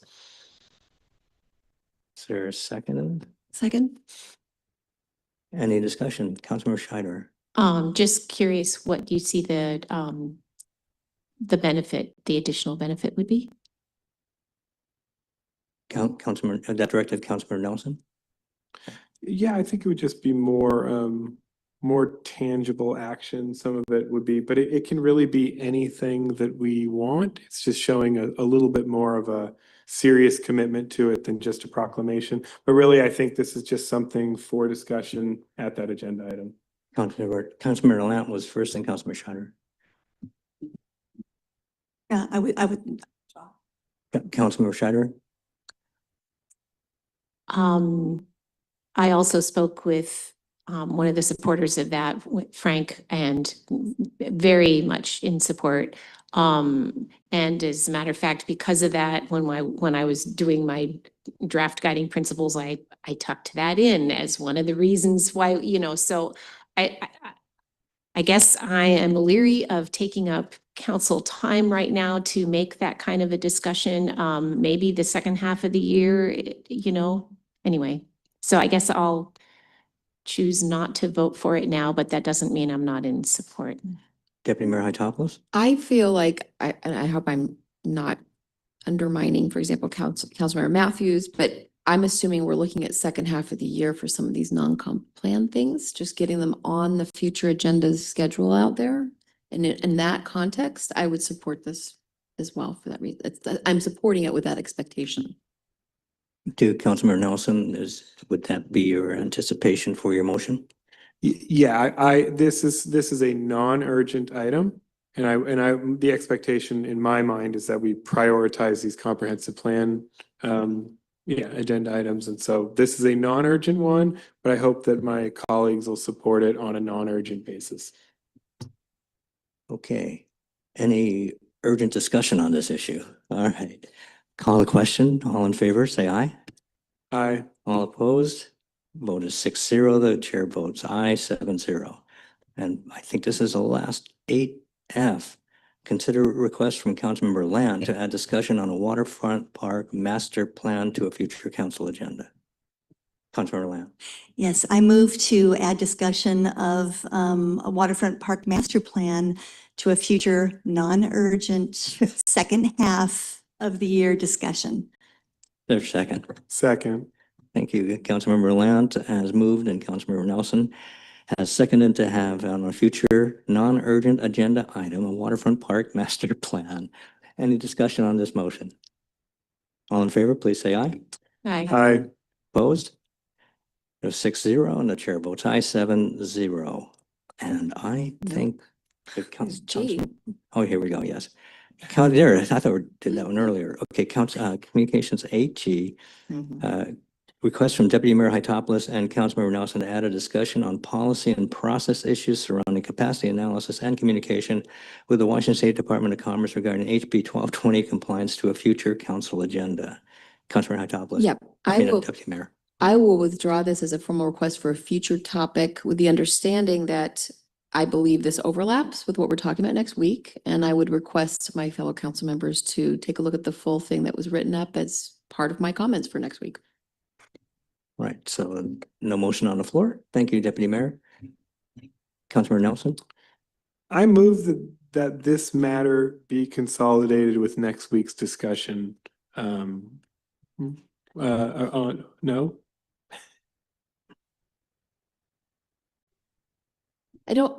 Can I speak to it? I'm not going to second it. Just, I think that Okay, it's I there. withdraw. I think it's all on the table right now. Okay, I withdraw. Okay, I think I withdraw. Thank you. Thank you, members. So now we're at council agenda number 9, if I understand. Are we good? Any council announcements? Anyone? Councilmember Scheider. Thank you, Mayor. So I just want to report back something kind of exciting. I was at the Bike Walk and Roll Conference in Wenatchee. And WashDOT was a sponsor of the event. And at one point they asked how many WashDOT people were in, have WashDOT people in the audience stand up. And there were, I don't know, somewhere between 12 and 15 WashDOT people at this conference. And then on Friday morning, I was sitting at my table at breakfast, and our goal at that meeting was to play client and consultant, and each person got to be client for 15 minutes and get the advice of other people at the table. And I happened to have 3 WashDOT people at the table with me. So guess what I brought up? 305 and High School Road roundabout. You cannot believe the excitement and ideas and scrolling around on phones in maps going, well, I think you've got right of way to do this. And I think, this. So I am doing my darndest to get a group together to collaborate. There was another person who reached out to me, and I've passed that contact on to the interim city manager, and she has reached out. So I'm not exactly sure what next steps are, but I really, really, really want to get some collaboration going, because right now I think where we're at as a council is we are saying, fine, we're going to have a resolution that says no, and you're going to do it anyway. And that's not going to solve anything. So I'm hoping we can do better than that. Thank you. Wait. Oh, I was going to announce Celebrate Dark Sky Week. That is so under the bridge now. Anyway, all right, thanks. First resolution of the night. That was like eon ago. Okay, I don't know the order. Was it Councilmember Lant, then Councilmember Matthews, and Councilmember Frontlow Johnson? All right, here we go. Here we And go. then Councilmember Nelson at the end there. Thank you. Okay, I just want to say we had a, what I thought was a successful North Ward meeting on Saturday. We had good turnout. Councilmember Fantroy Johnson, interim city manager Schroer and I, and Peggy Nim, the delightful and wonderful Peggy Nim, hosted this event at Station 23. Lots of great questions, and I thought the appetite for more of these was absolutely there for maybe a quarterly kind of get together. On that note, on Saturday, there is the South Ward meeting, 10 a.m. at Island Center Hall. And also Saturday from noon, let's see, is it 1:30 to 3:30? I forget the actual time, but the Kitsap 23rd Legislative District will be here. Greg Nance and Representative Nance and Simmons and Senator Hansen will be here. And there'll be moderators from this council that will be there as well. So I hope everybody can attend. Sorry, I left out, Matthews, I said, I left out the Central Ward. They are also having a meeting. I'll let one of the Central Ward folks speak to that. Councilmember Matthews and Councilmember Franklin Johnson. Thanks, Mayor. I don't know why the North Ward was still in our thunder, but the South Ward has we have our. This is not a competition. Right. So we have our coffee and conversation this coming Saturday. Councilmember Nelson and I are really excited. It'll be from 10 a.m. Until noon, I believe. And we actually, it will be really good to see everyone. We actually had our first together coffee at Marketplace, last weekend or last weekend, and it was great. Well attended, great to have conversations. So I hope we see some of the same faces. I know we will. And then as Councilmember Lance said, 1:30 to 3 here at City Hall will be the 23rd Legislative Town Hall, and we're going to be moderating that together. So make it a civic day Saturday. Go to see Councilmember Nelson and I in the morning, go have some lunch, and then come here to City Hall to hear from your representatives in Olympia. And then we also last week had our 3x3 Poulsbo, Bainbridge Island meeting. Really, really great meeting.